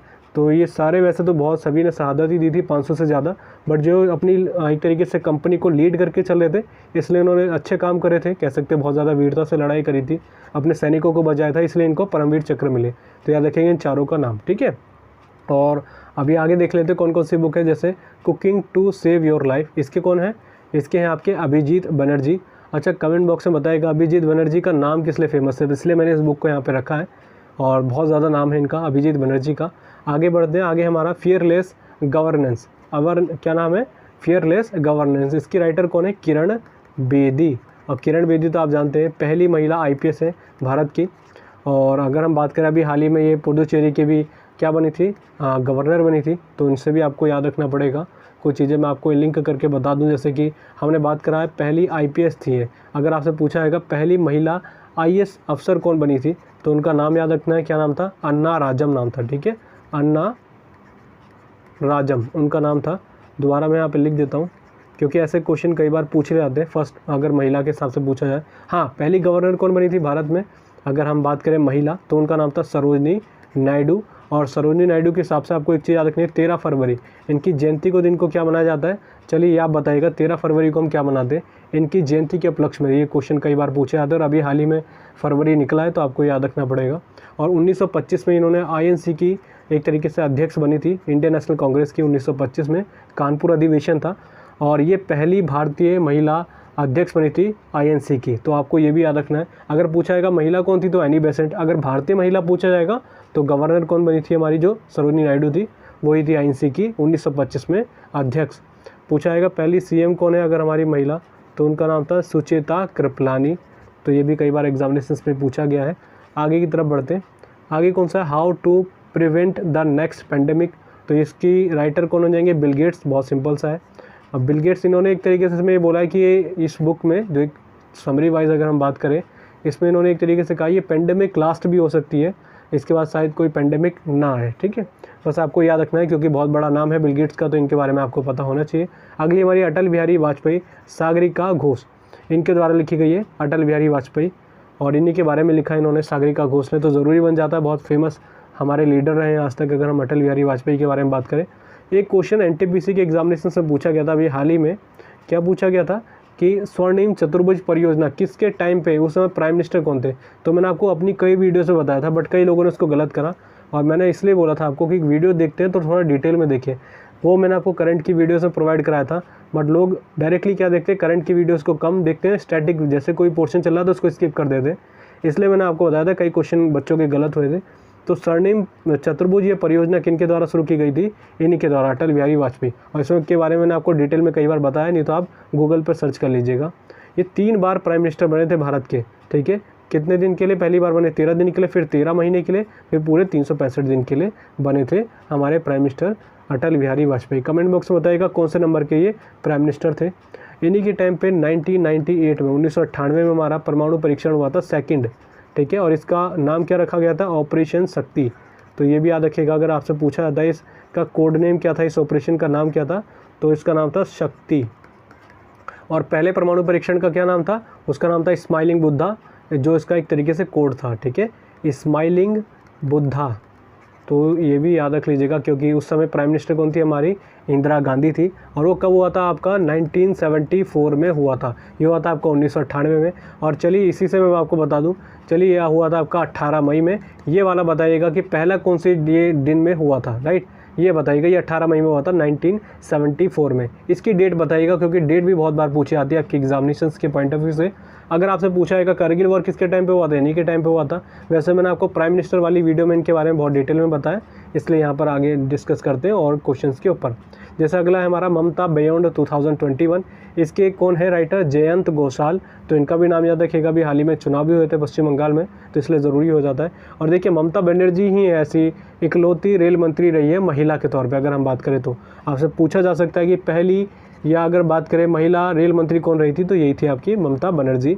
अगला कौन सा है हमारा कि the monk who transform UP. तो कौन है, शांतनु गुप्ता। तो इनका भी नाम याद रखिएगा, योगी जी के ऊपर इन्होंने ये बुक को लिखा है। अगली बुक हमारी कौन सी है, जो इंपॉर्टेंट है उनसे फैक्ट मैं आपको बताता चल रहा हूँ। A little book of India, ये बहुत ज़रूरी है। इनके है राइटर रस्किन बॉन्ड। अब रस्किन बॉन्ड के बारे में मैंने आपको कई बार बोला है, इनका संबंध, आपको नाम भी लग रहा होगा बिल्कुल अंग्रेजन, तो आपको याद रखना है रस्किन बॉन्ड का संबंध हिमाचल प्रदेश से रहा है। ये कई बार पूछा जाता है आपके एग्जामिनेशंस में। अभी रेलवेज़ वगैरह में नहीं पूछा गया, बट पीसीएस में कई बार पूछा जाता है। अभी इनकी बुक के बारे में क्वेश्चन पूछा गया था कि room on the roof, room on the roof, ये एनटीपीसी में पूछा गया क्वेश्चन है। Room on the roof book के ऑथर कौन है, तो रस्किन बॉन्ड ही है। इनकी बहुत फेमस बुक्स रहती है, इसलिए मैंने इनका नाम यहाँ पे इंक्लूड करा है। रस्किन बॉन्ड को जॉन रस्किन के साथ इंक्लूड मत कर लीजिएगा, क्योंकि जॉन रस्किन अलग थे। जॉन रस्किन को फॉलो कौन करते थे, महात्मा गांधी करते थे। अगर हम जॉन रस्किन के बारे में बताएं, क्योंकि 2 फेमस पर्सनैलिटी थी जिनको बहुत फॉलो करते थे महात्मा गांधी, एक तो लियो टॉल्स्टॉय थे, दूसरे थे जॉन रस्किन, जिनकी बुक थी अनटू दिस लास्ट, ये बुक कई बार पूछा जाता है, and to this last, unto है, ठीक है, UNTO। ये बुक किनके, इसके ऑथर कौन थे, जॉन रस्किन। और इसी से इम्प्रेस होकर महात्मा गांधी जी ने सर्वोदय, एक तरीके से न्यूज़पेपर या बुक भी कह सकते हैं, इसको लॉन्च करा था, बिल्कुल एग्जैक्टली इसी से इंस्पायर होके। तो याद रखिएगा, जॉन रस्किन अलग है और रस्किन बॉन्ड अलग है। इन दोनों की बुक मैंने आपको बता दी। जैसे कई बार कन्फ्यूज़न हो जाता है डॉक्टर APJ अब्दुल कलाम और मौलाना अबुल कलाम आज़ाद में, क्योंकि इनकी एक बुक है इंडिया विंस फ्रीडम, तो उसको कई लोग APJ अब्दुल कलाम के साथ इंक्लूड कर देते हैं। तो वो लिखी किसके द्वारा लिखी गई थी, मौलाना अबुल कलाम आज़ाद के द्वारा लिखी गई थी, इंडिया विंस फ्रीडम। आगे बढ़ते हैं, आगे हमारी कौन सी है, प्राइड, प्रेजुडाइस एंड प्रूडेंट्री। ये कौन है, इसके राइटर शशि थरूर है। शशि थरूर का नाम तो बहुत ज़रूरी हो जाता है, इनकी बहुत फेमस बुक्स रही हैं। जैसे इनकी एक बहुत फेमस बुक है an era of darkness, an era of darkness, ये इनकी बुक है। अब इसमें कन्फ्यूज़न है, एक पॉइंट और मैं आपको बता दूँ, ये थोड़ा राइटिंग के साथ मिसमैच हो रहा है यहाँ पर, क्योंकि थोड़ा फिंगर्स में मेरे प्रॉब्लम हो रखी है जिससे लिखा नहीं जा रहा है, तो आप इसको मैनेज कर लीजिएगा। डार्कनेस है, इसके ऑथर कौन है, शशि थरूर है, इन्होंने लिखी थी। हाँ, अगर यहाँ पर कन्फ्यूज़न करने के लिए क्या दिया जाता है, अगर आ जाता है an area of darkness, area अगर यहाँ पे आ जाता है तो एरिया इसको किसने लिखा था, इसको लिखा था VS नॉयपॉल ने, ठीक है, VS नॉयपॉल। तो दोनों में अंतर है। अगर पूछा आएगा एन एरा ऑफ डार्कनेस किसने लिखी थी, शशि थरूर ने। अगर पूछा आएगा एन एरिया ऑफ डार्कनेस किसने लिखी थी, तो वो होते VS नॉयपॉल, राइट। तो ये हो गए आपकी सारी बुक्स। और अगर हम बात कर लेते हैं, सभी हाल ही में बान की मून ने भी लिखी थी। बान की मून ने कौन सी लिखी थी, resolved uniting nation in a dividend world. तो ज़रूर याद रखिएगा, ये बान की मून के और फेमस नाम है। क्यों, चलिए आप कमेंट बॉक्स में बताइएगा यूनाइटेड नेशन से इनका क्या संबंध रहा है। अब मैं आपको कुछ 7-8 महीने पहले की बुक्स बता दूं जो बहुत ज़्यादा न्यूज़ में रही थी।